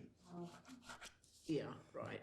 We don't The need that. rationale on the front and the experience of other states and on the back informs us about what Maryland and New Jersey have done, and the state of Delaware has passed a ban on plastic bags for that's larger very stores. helpful. These are 3 different jurisdictions which have said that we need to address this. Which is very supportive. Are there yeah. any other comments or thoughts or provision, language that you'd like to have changed so that we would be able to polish this up a little more and get it in working shape for presentation to, we'll first present it to our two commissioners who are on this committee, Good. Lisa and Dick Great. Byrne and Lisa Schlosser, and see what their reaction is. They may have some suggestions for us. I think by changing a lot of the words here, we have streamlined our, I mean, look how many we got rid of. Yeah. 1, 2, 3, Exactly, 4. yeah. Yes. Wow. It's like we streamline things, keep it Yeah. simple. Maybe you could add in the first paragraph the rationale that it's not just unsuspecting waterfowl or sea creatures, Shows we're serious. as well as human consumption or something. What do you think, Stuart? Where I are you? would put that in there, I mean, Yeah. because Yes, there's so it much evidence affects to that. us. It would be, it's still gonna probably be lost, but maybe not with some. I'm sorry, we've got the microplastics and the unsuspecting waterfowl language in there. Do you want to strike it out? or No, what? no, no, no, No. just add Where human are you? beings or some comment that it's not, Oh, well, in the Just- previous sentence, it said plastic products in the environment hurt human and aquatic life. Human and aquatic Oh. life. So it already says. I'm sorry. Oh, sorry there. okay. Okay. Excuse me, I would like to add, after these proposed options, Mhm. if there could be a printed up sticker that could go on establishments that, Green sticker or something yeah, like that. Rehoboth Green, whatever they want to come up with.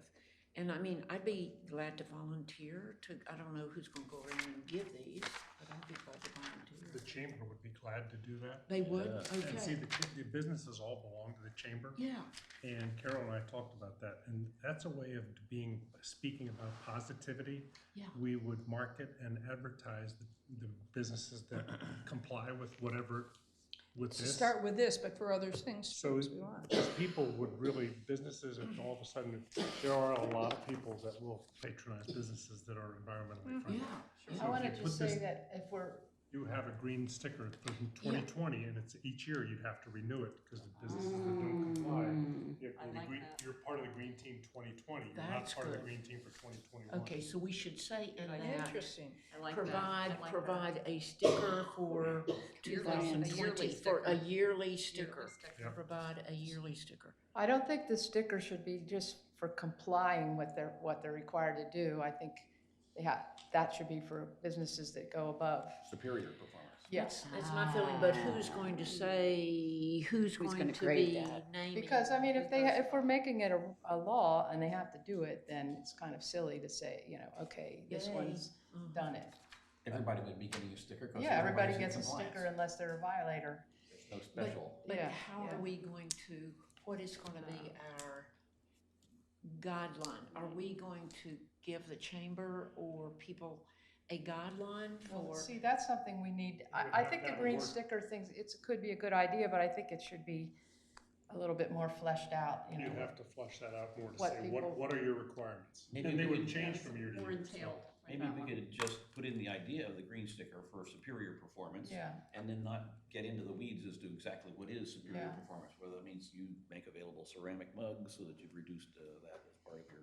Because there's a lot of opportunities for, like Susan's idea about hotels putting refillable water stations that aren't, just something we'd like them to do that they don't have to do, or other things like that, I guess what I'm wondering, Mary, is if we could have like suggestions yeah, for going beyond, or yeah. because otherwise it's kind of willy-nilly. It's, okay, the environment committee likes me or they don't like me, or, Oh, definitely, yeah. yeah. Well, there's a maybe- lot of things we could probably come up with, like, or businesses that allow ceramic, like an incentive for people to bring their own cups, or, a lot of stuff like that. But just to throw it in here as, you will get a green sticker if you comply with this, I don't think that's the way to Maybe go. complying with this, be very specific, and one more, at least one more of these suggestions, and we Yeah. have the suggestions. And we can So make we one of would- those suggestions that hotels and other businesses might install a water bottle refill station, as an example. That's open to the public, maybe. So are we gonna look at that now, or do you want to look at that later? Well, Is that gonna be part of the proposal now that whatever I think the we could say, for example, superior? including but not limited to, and then provide the hotels or water bottle filling stations as they pay for and put up. Okay, And if we have any others to, There's a whole proposal that I gave 2 months ago on a green program for hotels. Oh, It had that- about 7 or 8 different things that they do, like, Yeah. not washing towels every day. okay. But we're not having talking plastic. restaurants too. We're There's a, talking I had restaurants. it from California, when I used to train there, I had a whole proposal, I've got it, I don't have it with me, but I've got it at home. Do you wanna maybe send that, you and Charlie look at that and then just decide? Yeah, I'd be happy. I'm sorry to be so nippy about this, but if we're trying to. I know, we're trying to do this. but- Have a proposal. I think what we should have, the best efficient way to do it is say, the green sticker is just pull that out from here and say, this is our proposal for a plastic ban, and give this as a separate thing. And then say, we are also proposing this green sticker program, which is something else that we need We're to. not quite ready to. We're spending more flesh- time figuring out We're what not ready. that Yeah. would be. Because I think this We're not ready. we really made a lot of progress. Right. Here, we're just almost have it exactly ready to go, so let's just do and the it. green sticker could be more than just the plastics. It's the all sorts of Yes. water, Yes. towels. That could be a And whole we could separate look at that program. at a different time. Yeah. Yeah, that's what I'm Okay, getting to. good idea. Okay. Okay, so if you have thoughts on how we should better That'll be new edit some of the business. other wording in there, let me know over the course of the, so that we'll have a polished and finished I product ready think to go. time is of the essence. This is further down, but with your community unity dinner, do you give an award every year to, I mean? Oh, that's a Why nice not idea. give one for the business that has done the most to be conscious of issues of environment? Something like that. I mean, that's down the pike, but I'm just saying Right, we could that's a nice recognize them idea. in other ways. That would Right. be, Yeah. That's a nice. I don't know if that's the place, but I'm using that as an example. Well, I think it's a wonderful thing So to we'll have look at at the that. community unit dinner, and we recognize the person of the year. And Montgomery County does Yeah. it. we could have person of the year and business of the year. And the business of the year, and we could focus around the whole issues of environment. Do you want that to be part of our next meeting? Agenda for next meeting? Or what? So that you would pass that, you'd probably pass it around to us already, and we just don't have our hands on it. You could pass around that thing that you referred to about all the different ways hotels can. Yeah, Yeah, That would be good. or is that too early? No, I don't think it's. No. Okay. Surf Riders also gives a little hotel seal of approval, that they have a little Uh-huh. tent thing. I've noticed when I checked into the Hilton Hotel, there it was, Surf Riders. Yeah, all right. Yeah. Staying at the right place here. Okay, I'll put. Okay, I think that we won't go into further detail on Jan Conacy's correspondence. I think Stuart's done a good job of summarizing the chamber meeting. The last correspondence was from Suzanne Good. You can read it at your leisure. We're not gonna spend time on that right now. If I may, welcome Kevin to our meeting. Are there thoughts you want to share with our board? You're just here to listen? That's great. We appreciate you being here. Showing up is 90% of the job. Can I put you in for a bonus on that? Yeah. That's how to get you guys to come. A lunch and recognition. He doesn't qualify I'll for a green remember that. sticker. How to get your attention. Okay, so let's move ahead with our agenda because the time is rapidly dwindling away. Let me take out of order. The next item of business would be Heather Metz and her, well, that's not really out of order at all, is it? We just finished with Steuart, which was new business A. Now we're at 7 new business B, which is Heather talking about a couple of interesting You topics. guys want to take a quick break and just stand up for a second? Sure, if you like. Is that okay? A bathroom break? Yeah, Yeah. I'm gonna run to the ladies' room really quick. Who is gonna, do we just send this to the council or does What I'm somebody? gonna do is send it? incorporate the edits that you've suggested today and send that to Commissioners Dick Byrne and Lisa Schlosser, our Okay. mentors to this committee, to see if their feedback is, hey, you don't really wanna do this one just yet, in which case we'll maybe do that, and most likely we will. I'll do what they suggest. Did Glenn say to give it to him first, or did Dick and Lisa first? It's up to them whether they want to use Glenn, because that's, the city has to pay him and whatnot. You said differently, so run it by them first. Exactly. When So it comes they to- present, then they present to, Well, do they would they- probably present it to the council to if, the council, okay, the commissioners, excuse me, I'm using the wrong word again. okay. And they would consider it, and then if they decide they want to move forward, then they would ask Glenn to draft up some legislative language with legalese and all. Okay, Sounds wonderful. sounds great. We're moving. So, while. All of a Shows- sudden it crystallized, Shows like we're in 5 minutes. serious, you know, we're about the I didn't task. think that would take long. I thought we were all kind of on the Yeah. same page Yeah, on most and of we've this. really worked on this a lot, so. Really have. The most controversial thing about it, I think, is the fact that we're banning plastic straws, which the SOLA 3 in Rehoboth Beach homeowners association did not want to do that. They wanted to have plastic straws available on request. They're and when- timid, they're just timid, that's Well, all. Well, they asked for our recommendation, and we have to keep that true to what we believe in. Right. I think- Well, you know, I think the Dee's website has a list of, they went out and found out all the restaurants that are already doing straw on request, and it's like over 100 in the state. And so I think it's not hard. I think even banning it, you know, is just a small step further. It's not huge. And I know you're always gonna get public pushback on any change, but we get used to things. We'll get used to it as a public. We will get there. Well, it's amazing how quickly we'll get used to it. We will get I there. mean, they say in the DC area that, well, people used to complain about the charge on bags, but they don't anymore. Sure. It's a way of life now.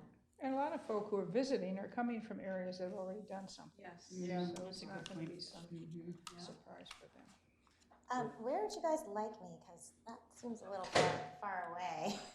Right I where can you just are is fine, stay I think. here and so you guys don't all have to turn around. Is that better? Yeah. We're good. All right. I'll wait for her to come back.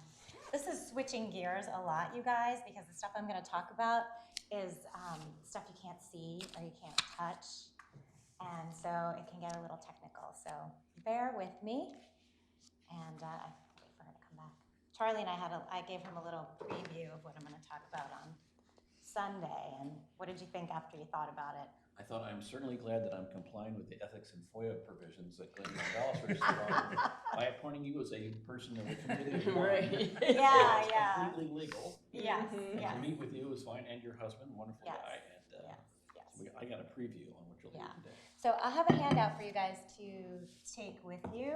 It's a lot, so I didn't want to give it to you ahead of time. And I have a little cheat sheet up there on the overhead, just in case I'm talking about some stuff and we forget what some of the words mean. So while she's in the ladies' room, we can just go over. So today we're going to talk about this 5G technology that's coming. If I refer to RF, so those are radio frequency waves. There's all different kinds of them. They're the kinds that are FM radio. They're the kinds that heat up your food in your microwave. They're the kinds that run your cell phone. So the right of way, you guys know that term, right? The FCC, we're going to talk about today, that's the Federal Communications Commission. And we'll refer to these small cell transmitters. So that's the new technology that's coming our way. And I have a copy of this for you guys to take home as well, to kind of go through these dates, because the dates are kind of important here in determining what's what and who's who. So I don't want to get started without her, though. Well, we can do something else just temporarily while you're thinking about that.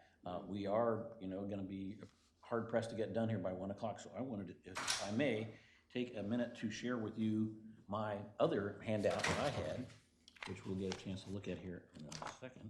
I thought I had it read it. Well, you go right ahead with what you're Okay. going to say. All right, guys. I think I feel like I need to stand up just Okay. because I'm not used to sitting Sitting for for this so long. I never sit this long. All right, so I have 3 goals for us today. The first one is to not put you guys to sleep because this stuff can get a little technical. The second one is just to give you an overall idea of what 5G is and how it affects our environment and in turn our personal health, and to talk at the end about what we can do about this.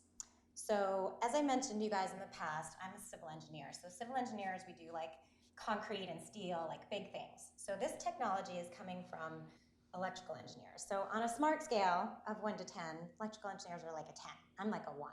So I'm going to try to keep this to a 1 so that it doesn't get too far over our heads. We don't get too technical with it. So why do I care about this issue? Well, it's something I'm very passionate about. 3 years ago, my neighbor passed away from a brain tumor.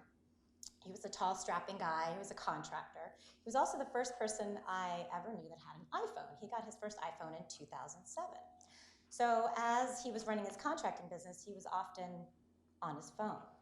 And I have a picture of him now. Every day he'd come home from work and he'd be talking on his phone, and his brain cancer was right here. So this kind of made me curious, and I started researching this issue, and I'm going to share some of the things I found out about with you guys today. If you look at the research, which I have been doing for the last 3 years, there's a lot of conflicting stuff out there. One of the commissioners who knew I was investigating this issue was nice enough to send me an article from a very well-respected New York Times journalist saying that people that thought that 5G technology, or that didn't agree with the 5G technology, were part of a Russian conspiracy.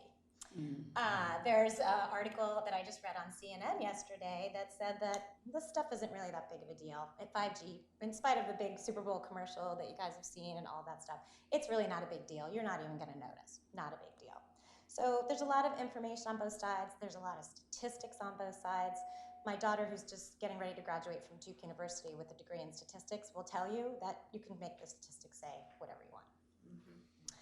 So what is 5G? So the G just stands for generation. This is the 5th generation of technology that's sending the signal from the tower to your phone or your laptop so you can get your data, your phone, your information. This 5G signal is different though. It is millimeter waves. So these waves are coming to you in a different format. They're exponentially stronger, so they also require 3.5 times more electricity to generate these waves. So if you were to download something on your laptop in 4G, that would take 6 minutes. In 5G, it takes 17 seconds. So we're talking exponentially stronger technology here. Sound good? Too good to be true? Does that sound like something like too good to be true? Well, usually you guys are been around the world, right? If something's too good to be true, probably is. So the downside. So here's the downside. So you're driving to the beach and you've got your GPS on and it's giving you directions, and off to the left, beautiful Delaware farmland, you see the cell phone tower. It's a couple miles away, a couple 100 feet up in the air. And then you're driving and you see the other one. It's over there, a couple 100 feet up, a couple miles away. And you got a nice strong signal that's telling you you're going to be 25 minutes late because Route 1 is all backed up, right? Standard for coming into Rehoboth. That technology is working, right? You can see it on your phone. Those cells are all working. Well, if those transmitters were 5G, you would have nothing. Those millimeter waves, they don't travel that far. They have to be down here on the ground with us. They have to be between 25 and 50 feet, and they have to be between 100 and 500 feet. So their plan, apart. So their plan is to put them in grids throughout cities, on telephone poles, on electric poles, on traffic poles, maybe on the light pole right outside your bedroom window. I know my house sits in the 15 feet setback, and there's a light pole right there. If they put a cell phone tower there, it would be within 15 feet of where I sleep. The cell phone companies plan to, in this race to 5G, because somehow it became, in all the advertising, it became a race. In this race to 5G, they plan to spend $275 billion over the next 10 years on this infrastructure. It's a lot of money. So in order to do this, the cell phone companies have to come here in our communities and physically put these transmitters on these telephone poles all throughout our city. And I think they probably anticipated there was going to be a little bit of pushback, right? So you come into a jurisdiction and you say, well, we want to put up this cell phone tower. People might say, well, we don't want that, or we don't have room for that, or we have aesthetic, we have a historic district. We don't want to put antennas in our historic district. So what happened is in 2018, the FCC, at the behest of the cell phone companies, issued an order. We call it the small cell order. And they basically said that their goal was to win this race to 5G. They're going to enact legislation to restrict jurisdictions' authority to refuse. So they put restrictions on what we could say no to, and you have to read the whole thing. It's very convoluted, but there are a lot of restrictions. There's a certain amount of time we have to respond to them. There are certain conditions that we can say yes or no, and anticipating what was going to happen, they specifically restricted a jurisdiction's authority to say no based on health and safety concerns. Whoa. They specifically included that. I have a copy of it right here. I was shocked. I was shocked, and really a lot of these more detailed things that I'm telling you about today, I really just found out about in the last 30 days. I knew about the general health effects, but some of this more specific stuff, I was shocked to learn Now, that. who put on those restrictions? So FCC. the FCC, the Yeah. Federal Communications Commission, issued an order. Now, I don't know how that works, but the federal government is taking this as a law for the whole country. Nobody is exempt. That this order given by the FCC, everyone has to comply with, or you can ask Steuart, you'll get sued. Again, we have no right to refuse. They are able to come and put Based these on in health and our- safety. And a whole bunch of other reasons. Okay. There's a whole bunch of other reasons why we Certainly can't say health that. and safety. Specifically excluding health and safety. Aesthetics, is that one of the topics? Yes, and there's a whole bunch of things, like it has to match the color of the pole, it has to be with certain diameters, there's a whole bunch of iterations of, as long as we meet those requirements, we can put it up wherever we want. Basically, the FCC is saying they get to decide where these things Yes. go, and nobody else can limit it. Yes. With the interest of That's exactly what uniformity they're saying. across the nation, Yeah, so they're they don't have to comply with preemption. 20 different. Well, here's the thing, if, your towns were closer together, if Rehoboth said no and Dewey said yes, you're gonna have a big dead zone here, right? So everybody had, or if half of Rehoboth said no and the other half said yes, you're only gonna have, you need Right. these cell phones between 100 and 500 feet. So that's multiples in a block sometimes. Heather, have any doctors? Yeah, we'll get there. Okay. Bear I with was me just here. wondering, I wanted to no lay this out proof. for you guys so that you're kind of discovering it as I discovered it as I went through this process. Okay, Could I just So- interject one thing? yes. Take your number, then multiply it by about 4, because AT&T won't share with Verizon. Oh, absolutely. They talk about co-location, and we Yes. talk about that when we get to where we are in Rehoboth. Yes. But Yes. in essence, they can't do it, because the competing signals, and it sounds great, oh, we all use the same pole. Hasn't worked out that way. Right, with so you could have AT&T and then 25 feet across the street, you could have Verizon, and then 5G, and then 5 Mobile, or whatever they're called. T-Mobile, Yes. right, the whole thing. Yes, So you're exactly right. You really look at every intersection. Yeah. Wow. And one quick Old question, so city the old now. We towers have to have would, competition. and then the old towers don't work because it doesn't have the 5G, so what if? Here, okay, so, and we'll get to this Okay, later, but no, that's no, I fine. want to answer your question. No, because this is really important. So they're not taking down 2, 3, and 4G. Uh-huh, They're just adding 5G. gotcha. Oh, jeez. So when 5G is not around, your phone will still work. It will work in 4G or through whatever you had before. It will Work in still 17 work. seconds, it'll be slow. So we're not taking away the old radio frequency waves. We're just adding a whole new 5th generation on top of it, Gotcha. right? All right, Yeah, onward. so think about that. I have a great analogy for that, but I'll save that for happy hour. Okay. Yeah, it's a good one, Todd, came up. Okay, so we have this technology coming, right? But we have these government agencies, when they issue an order like this, we would imagine they're gonna keep us safe, right? We have the EPA and we have the FDA, we have all these government agencies to keep us safe, right? So the FCC is gonna have some safety regulations. Well, it turns out, when you go on their website, you look at their mission statement, nothing about safety, nothing about human safety, 0. Then, when you learn that, so in 1985, the FCC set these radio frequency standards. They were updated in 1996. So if you remember, my neighbor Dave got his first iPhone in 2007. In 1996, we had beepers. Remember beepers? You have to pull over and find the iPhone? I don't know, because you were probably out there, you were probably a contractor, right? You were out there working. I remember No, you're not. I remember older than you My beepers. dad was a contractor, and he'd have people, we'd have to pull over and have to find a payphone and call him back, right? Beepers. So first iPhone didn't even come out until 2007, right? So the technology, so 1G wasn't even invented in 1996. These radio frequency standards are based on guidelines for actual radio, like FM radio transmissions. And all they do is they measure if those radio waves heat your skin. So if there's no actual heating of the surface of your skin, you pass the test. You're good. There's no measure of penetrating the skin. There's no measure of its effect on your nervous system, on your immune system, on your DNA. And not to mention that these standards were made for adults, not children. Which, as you know, children have a whole other fastly replicating DNA, completely different body structure. Yeah.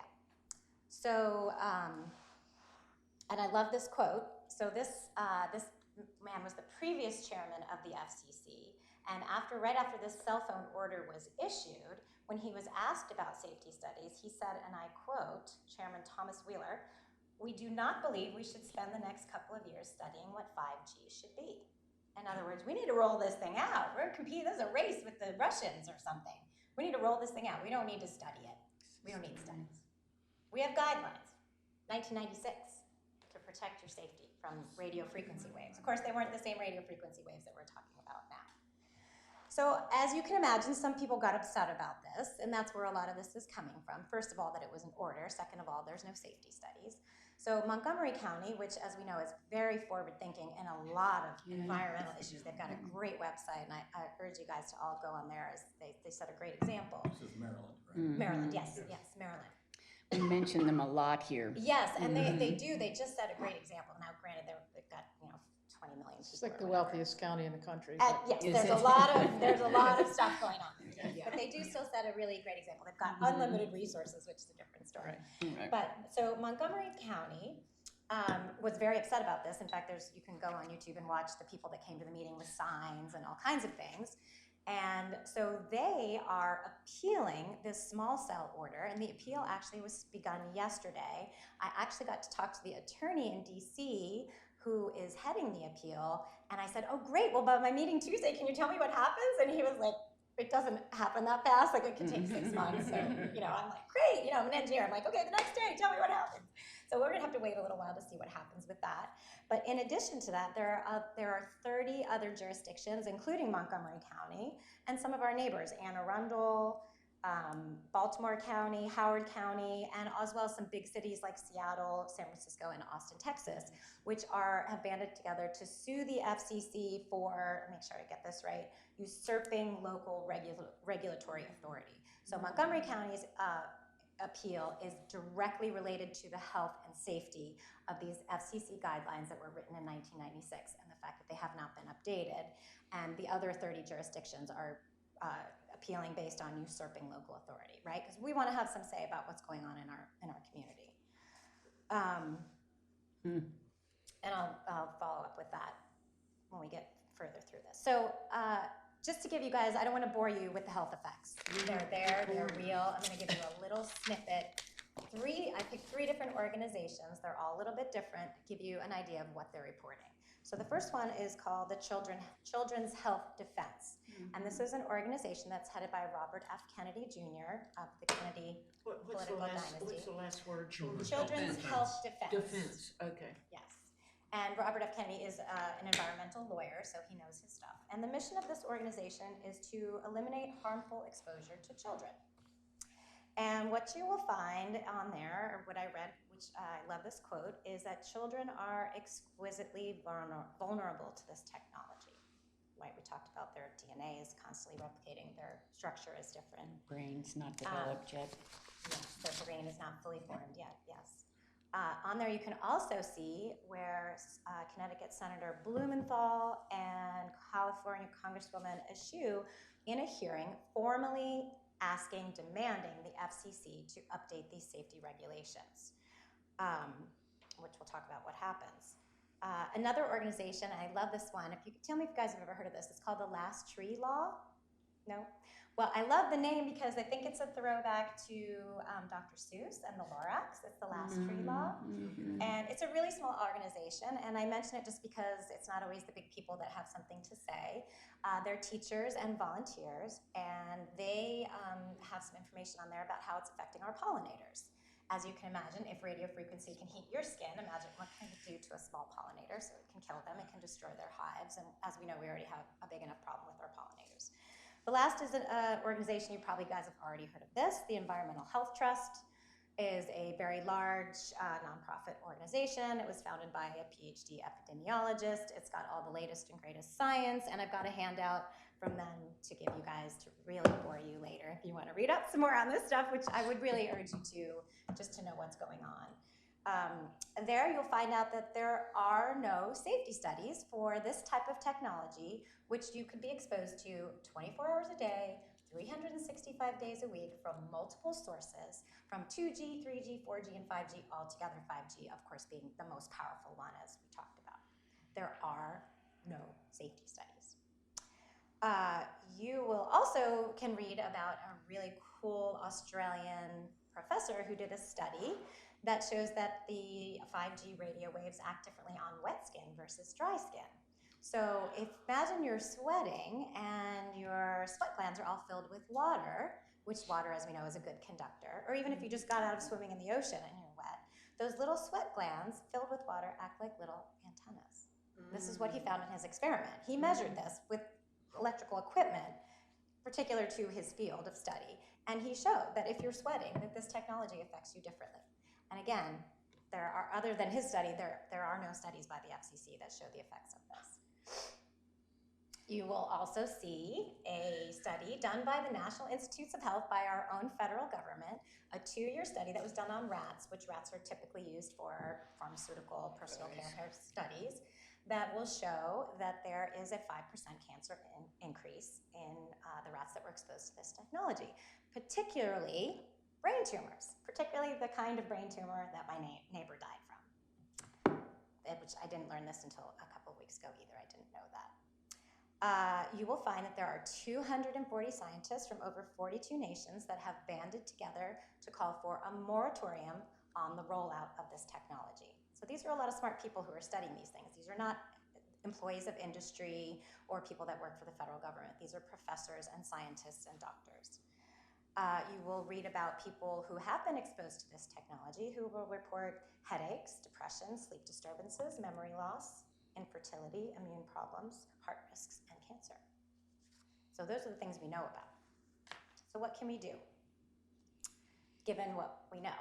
Oh, the other thing I did also, that's on my timeline here that I forgot to mention, is there was a request made to the FCC to update their safety standards. And that request was made quite a few years ago. They've been considering it, and just this past December, they issued a ruling, and this will really put the nail in the coffin if it doesn't already. They basically said no. They basically said our 1996 health standards are good. We stand by them. We don't need any more. We don't need any safety studies, and the answer is no. Who owns them?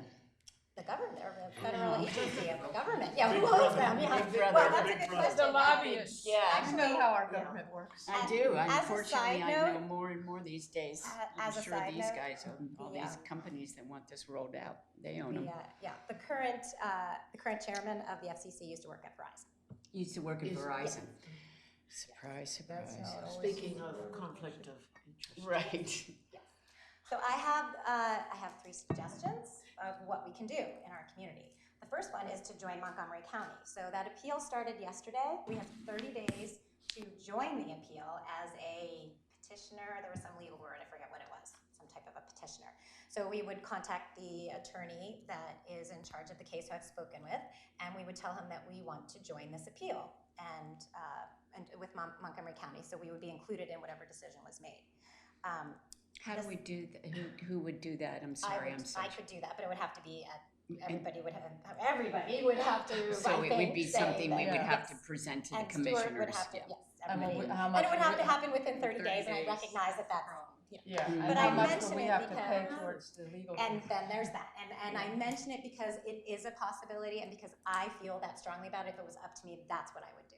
I would join the lawsuit, and I would be on the forefront of all this information. You know, stuff is happening every day. There's just a new lawsuit that I read about yesterday. There's actually class action, is that when everyone groups together, against Apple for emitting radio frequency waves from their phones. And what did I say in the beginning of the meeting? The judge who's hearing this case called the FCC, this was just yesterday, called the FCC safety guidelines dumb. D-U-M-B, that was the word that the judge used that's hearing this case in California. He called them dumb.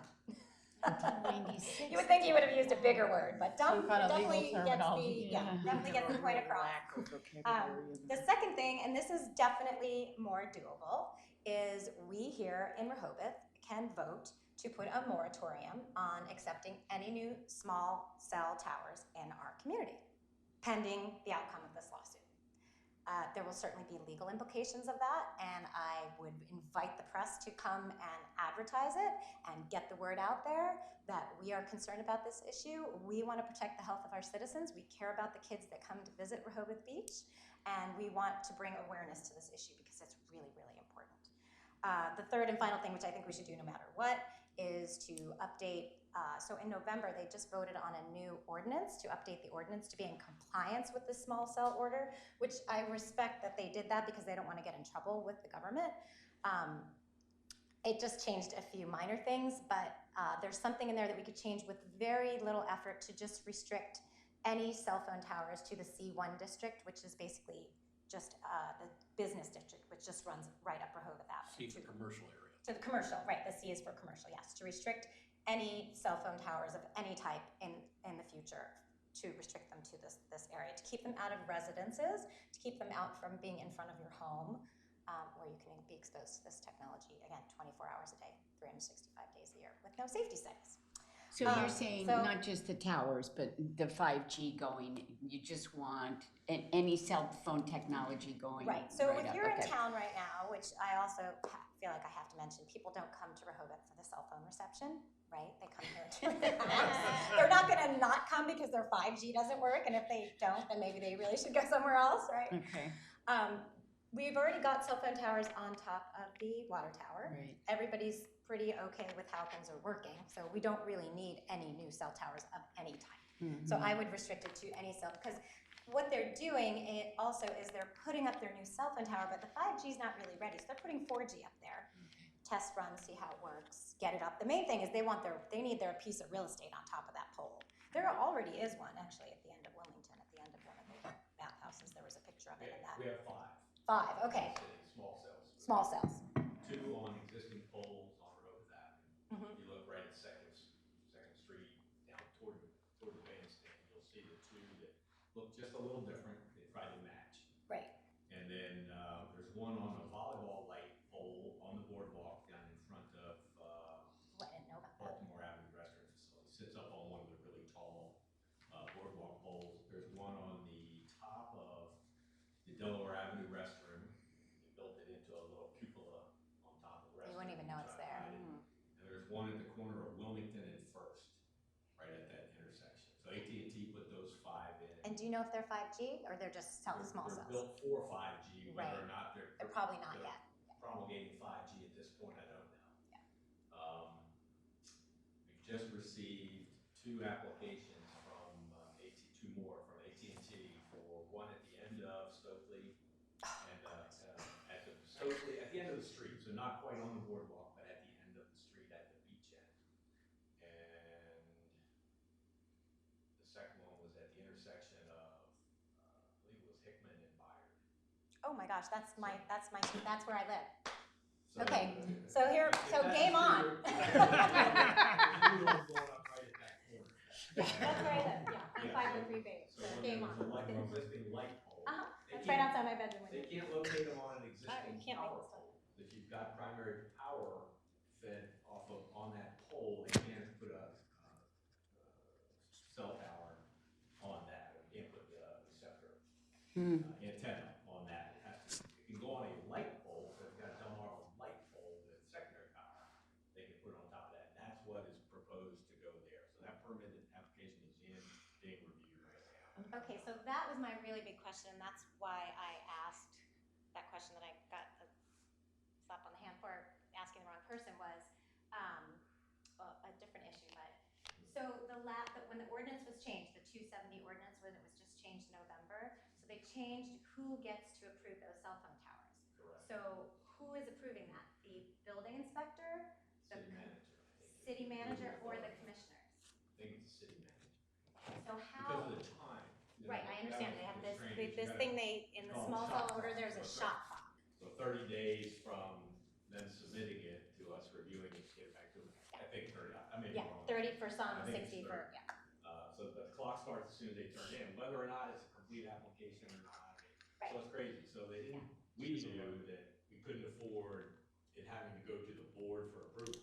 Those things. It's not enough time. Well, it takes months, because you gotta go to a working group meeting and read it, it's just a mess. But we knew we couldn't make the shot clock, so the language now is that the city manager, I think, is the approval authority. So the piece of the puzzle I don't understand is how would I have known that that petition was filed to protest it?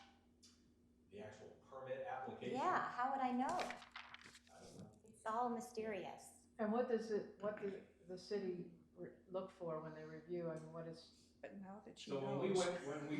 drafted the big, came up with the new ordinance, so it was to change part of the approval process so it could be approved in accordance with the timeline set forth by the FCC.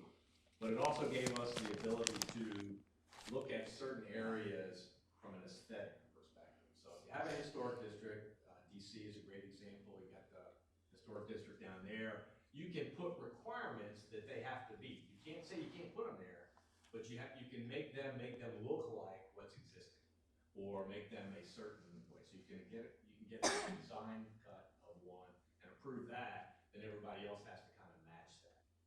So we took that, the first one that came in that bothered me tremendously was they wanted to take over the flagpoles at the War Memorial, at the memorial down here at the bandstand. I'm like, you're asking the wrong guy. They're not touching those flagpoles at the memorial, okay? No matter what, you can fire me, I'm not letting it happen. So the next thing they come in is they want, the boardwalk lights, okay? Because the demand is from the kids, people on the beach watching their movies while they're laying in the sand.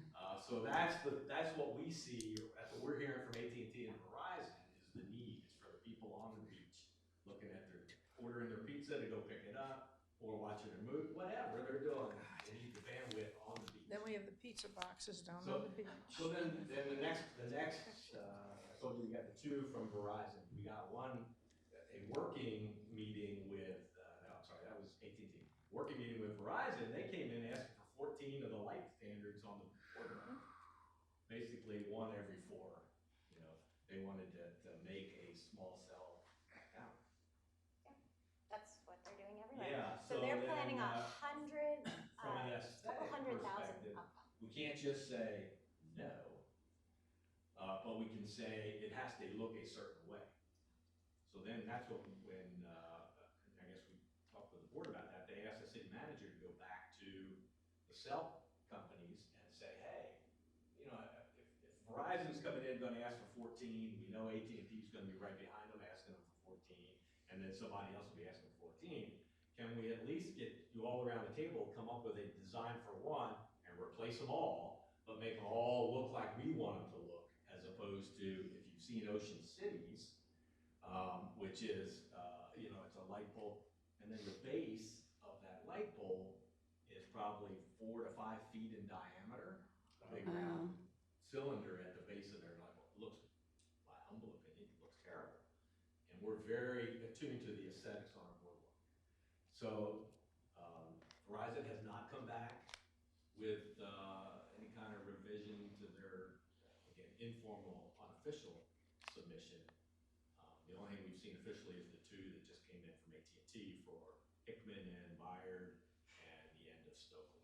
I did say that was a hypothetical, they could put it right outside my bedroom window. I didn't know about this, honestly. Aesthetics are one thing, health is another. Absolutely. And is there any way that Heather can come before these managers and Well, I think the issue, present this? my perception on the health effects is you've got 2 competing sides. Yep. The industry hasn't decided, the regulators haven't decided is it harmful or not. Well, they won't even address it. Yeah, so as I understand the language from the FCC was, well, you can't have it based on health, because you could just go get some doctor to say it's bad without having the facts behind, having proven that case that it is. So until it gets to that point, I don't think the FCC can say no because of health effects. And when they have this Nobody has proven regulation health that they're not allowed to. Although everybody has, anecdotally, guys that got brain cancer that live with the phone up beside their head. And you worry about with your kids now that have the cell phone in their head all the time. Something's wrong with it, right? I mean, just intuitively, something's wrong. No one's yet proven that beyond a reasonable doubt, I guess, or that standard is to say that the phone is what's caused. yeah, cancer is one of those things you can never prove because there's so many factors. Well, this is gonna be the next asbestos, the next Yeah, sure, smoking, right. the next Could be, lead in the water. Right, but as long as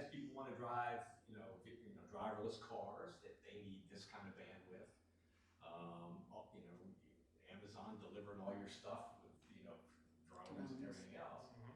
The demand for that 5G type service is there, and I'm guessing that's why the FCC is, rather than keep putting roadblocks in front of this developing technology, said you gotta do it. I'm with you on the health effects, personally, something's definitely happening. I mean, here's the big picture is the courts are gonna, like they did with glyphosate, right? You guys know that glyphosate was finally found in a court of law to cause cancer. And now the chips are falling, right? There's class action suits, there's 40 law, there's all this, right? So until this appeal is issued through the FCC, which I hear could take 6 months, they could have a whole town full of cell phone towers. So that's why I'm here today, because we need to take action on a local level to say, no, we're not gonna let you guys come in here. Because once that cell phone tower is here, it's not going away, ever. They can re-permit it every single year. We can't make them take it down. The minute we say yes, it's here to stay. So this is it. This is where I make my final stand. I will come to whatever meeting I need to come to. I will bring whatever experts I need to bring. I will bring my new friend, the attorney from DC, who wants to sign everybody up for his lawsuit. And please tell me what we need to do. I mean, and you're in there. I'm not. I'm complete outside. I'm in the implementation field. So But they who? tell me we gotta look at it, we look at it. Somebody's approving these permits. Well, city manager. City but manager. The people we gotta tell that, if you want to join a lawsuit, somebody has to set up commissioners, right? Yeah, if there's a mechanism for stopping it, I would guess you'd have a lot of support for that, because it wasn't very popular, you know, when we were going through writing the ordinance, but they kind of accepted it, you know, it came down I from don't a accept high shout. Yeah. So you may get some real support from the boardwalk committee in the fan of a whole bunch of big camps. I bet. So, I wouldn't pretend to advise you. So would I make an appointment to see the city commissioner as a citizen, or are you guys on board? We need to, I need some resolution now that I know that's what's going I on. think at least a moratorium. So, I mean, if this is happening within 30 days, at least a moratorium until we have more proof or whatever. I don't know how you prove it, like you're saying. Well, until this lawsuit Yeah. gets settled, which might take a very long time, but. Yeah, it could be more than 6 months. And there could be more people joining the lawsuit, which will further complicate it. There's already 30 cities Right. on There board. will be more. Yes, there will be It occurs more. to me that if Roman Beach were to decide to sign on as a co-petitioner or whatever, that doesn't really add all that much extra to the ability to get a decision in our favor. No. It's just sort of like, you've got 20 petitioners or 25 petitioners, it's still gonna be, you know, the same argument that's being made. So that may not have a big impact on the end It'd result. be a lot of work without a big impact. Right. Yeah, I hear you. It seems to me that one of the things we might do, or you could consider doing, is, even if everybody else here doesn't join you in it, is public education. I mean, that should be a lot about what environmental work is. This was very helpful. I didn't know any of this. I didn't Yeah. either. I didn't put you guys to sleep either. Yeah. Letters to the editor, op-eds in the Cape Gazette is gonna Oh, be able to do gosh. so. Try for stuff like that. I There's a can't- local TV, radio talk, a Blue Coast TV talk show from Jack Buccioni. He has guests on like you who hold forth, and he has like 15,000 listeners are out there tuning in to what his guests have to share. There are some other things that can be done, even if we sort of feel like we're hamstrung or handcuffed on the legal side of things. But I welcome you making recommendations that you think that our commissioners should be taking action on. Yeah, I think we should issue a request to the commissioners and the mayor and the city manager to put a moratorium on any approval of any new cell phone tower, small cell phone towers, until the resolution of the Montgomery County lawsuit. One of the things that occurs to me is that it's a federal issue, and you should try and get on the federal level with our state senators and. It's a great idea. You know. Or you mean our United States Senators? Yeah, I'm sorry, our United States senators. Coons and Carson? Yeah, and also the moratorium, not to be, you know, pessimistic, but I am pessimistic that we could do something that the FCC says we can't do just on our own. I mean, I think we need to get get a higher level of support to do something like that, but, To go against the FCC. yeah. I know, we're just teeny tiny little Rehoboth, but Yeah. I'm mad and I want to fight. Yeah. But I would say. I'm also I'm heading just this saying, up in Fairfax County, if that gives you any, we're going to the Yeah. school board because they're trying to put these cell phone towers on school property. So we're going to the school board and then to the county and we'll take it Right. from there. But, Well, so it's not the only front, but. What will happen, I mean, if the city would even consider that, The they would- moratorium. the moratorium, they would ask Glenn, is this something we can do? And he would then Gonna say say, no. I know, I already know. That's kind of how it would go. Yeah. I mean, just from a practical standpoint. Yeah. I just like our secretary to quote Heather and say, "Game on." I like that phrase. Yeah. Well, I would Sorry, join that Mary- just slipped out. No, I would no, join it's Mary fine. in saying that I think that the chances of getting the commissioners to vote in favor of a moratorium, given the legal ramifications, is pretty slim. So what if how about I bring my little dog and pony show to the commissioners meeting? Would they let me come and speak? We have a citizen comment. They always have a. At a working group thing that you probably could she, if she gets on the agenda. Well, in order to have a topic be on a working group, as I understand this, Mr. Williams, if you can help me, you usually have to have one or more of the commissioners saying, yes, we'd like to have that topic as a work group or workshop effort, so that there'd be more time to dedicate to hearing that out. Otherwise, citizen comment is always held at any public meeting. And it Can carries a we little less recommend- weight. Can we but- recommend it Yes, to our yes. commissioners who represent us? Like Dick Byrne and. Can we, Yes, absolutely. So- I think that would be a good first step, would be to talk Yeah. to Dick Byrne and Lisa Schlosser, who Yeah. are our two mentors, members of this committee, to say, what do you advise? This is a touchy Commissioner topic. Schlosser was on she was one of two commissioners on that, kind of panel or committee that, Revised the- came out and developing the ordinance. Yeah. So they're a couple of them are very familiar with the requirements.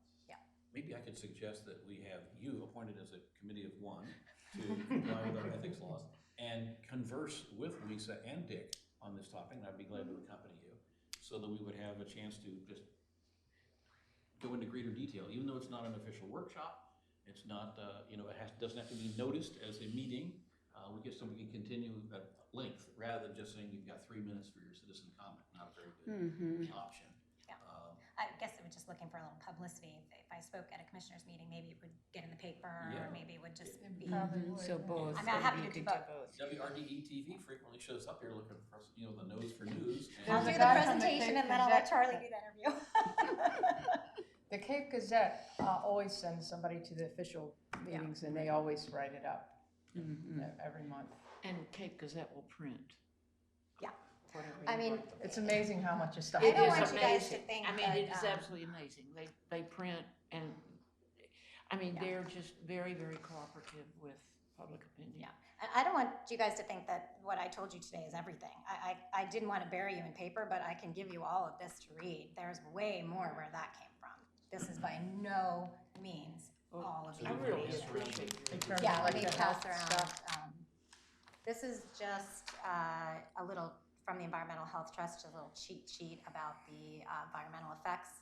And we're not going to get to this today. Maybe we can table it for next time. But the stuff on glyphosate is my little proposal that's in the back of that. I think we should table that for next time. Thank you I very would much. provide a caveat. I'm not particularly a fan of I'm going to Robert hand these out because Kennedy they're not stapled. because he's one of the anti-vaxxers. That's what his One of the children's defense anti-what? organization really is. I don't think so. Anti-what? Well, he might be right on the top. Anti-vaxxer. On that. That's He's pretty Yeah. against I vaccines. disagree. Everybody got one? Everybody not have He's one? for I safe don't have vaccines. one. He's not anti-vaccine. You keep giving me stickers. I have it. Oh, okay. You started with me, I got it. Sorry. I'm good. Well, If I may conclude by saying, I'm happy to work with you to meet Yeah. with Dick and Lisa and but then continue she that was conversation. concerned about In vaccines. real meeting. Face to face. Yes, perfect. Microwaves and sleep, Let's do it. and it's very decent. Oh, very interesting. Wow. We're over time from what we normally do. We didn't get the chance to do all of our agenda, so I'll ask that that be added to the agenda for next time. If that's all right, that'd be the climate action stuff I was gonna talk about here today. I think Thanks what for we listening, did guys. was very. I thought this was wonderful Yes. today, a Yes. wonderful conversation.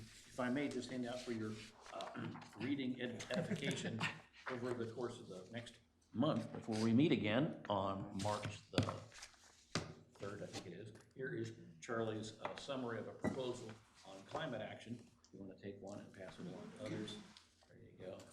Some of these have been reprinted on the back of other pieces of paper, so it's trying to save paper, the scrap paper reuser that I am. So that's what we'll be talking about next time. You may take a look at that. Oh, you're into drawing. It doesn't have a cartoon on it, I find it very difficult to read it. Having read the Federal Register notices for years, it gets about killed my eyes. So, given that we're past the hour, I would finish up our meeting by saying, are there any citizen comments out there from the audience? If not, hearing none, I will entertain a motion for adjournment. So moved. I And second. all in favor say aye. Aye. This meeting is adjourned. Thank you so much. It was wonderful getting together with you and learning and It's look the forward to learning next that time we I'm, get together. wow. It's just- Wow. Yeah. As far as things you can't see, I don't think we have a problem with that because microplastics you can't see either. Yeah. So we understand that. There's a lot out there we can't see. And we also know how we were snookered with all that. And it seems like we're being snookered You are being with snookered, this. yeah. I mean, the stuff with plastics, we didn't know, and now it's like, oh And they're not God, gonna- they're in they're our not gonna- bloodstream. They're not Yes. gonna publicize it. Of Yeah. course not. And a good thing is trans fats. The FDA knew that trans fats were toxic to us for 25 years. Yeah. 2 years, 1.5 years ago, they finally made it illegal. All the other countries in the world made it illegal. The FDA, because it's run by a foodie, not a drug, a druggie, not a foodie, allowed trans fats in our diets, which is why there's an epidemic instead of. Well, it took 8,000 studies before the FDA said smoking was, Same thing. That's right. causes That's right. cancer. So we have finally no more trans fats in our food. It's like the law that was passed that says if you go into an agricultural farm where they're abusing animals, that Oh, you yeah. can be arrested as an agricultural terrorist. Yeah, yeah. You can't go in and video That's right. all these poor animals. Thank you for coming. Cared for. See you later. Yeah, that's all because We Okay, still when have is our not next decided meeting? When on is our- who's gonna take your place if you were not here, and I'm sorry, I The can't. vice chair of this group. The You're vice quite right. chair, It'll be on our but agenda we'll for put it next on time. the agenda again. So it's March what? March 6th, third. Okay. Molly just said. 11 I think o'clock? it's this, we're on Fridays, right? Yes, Friday, the first Friday of the month is should be our routine, which is I think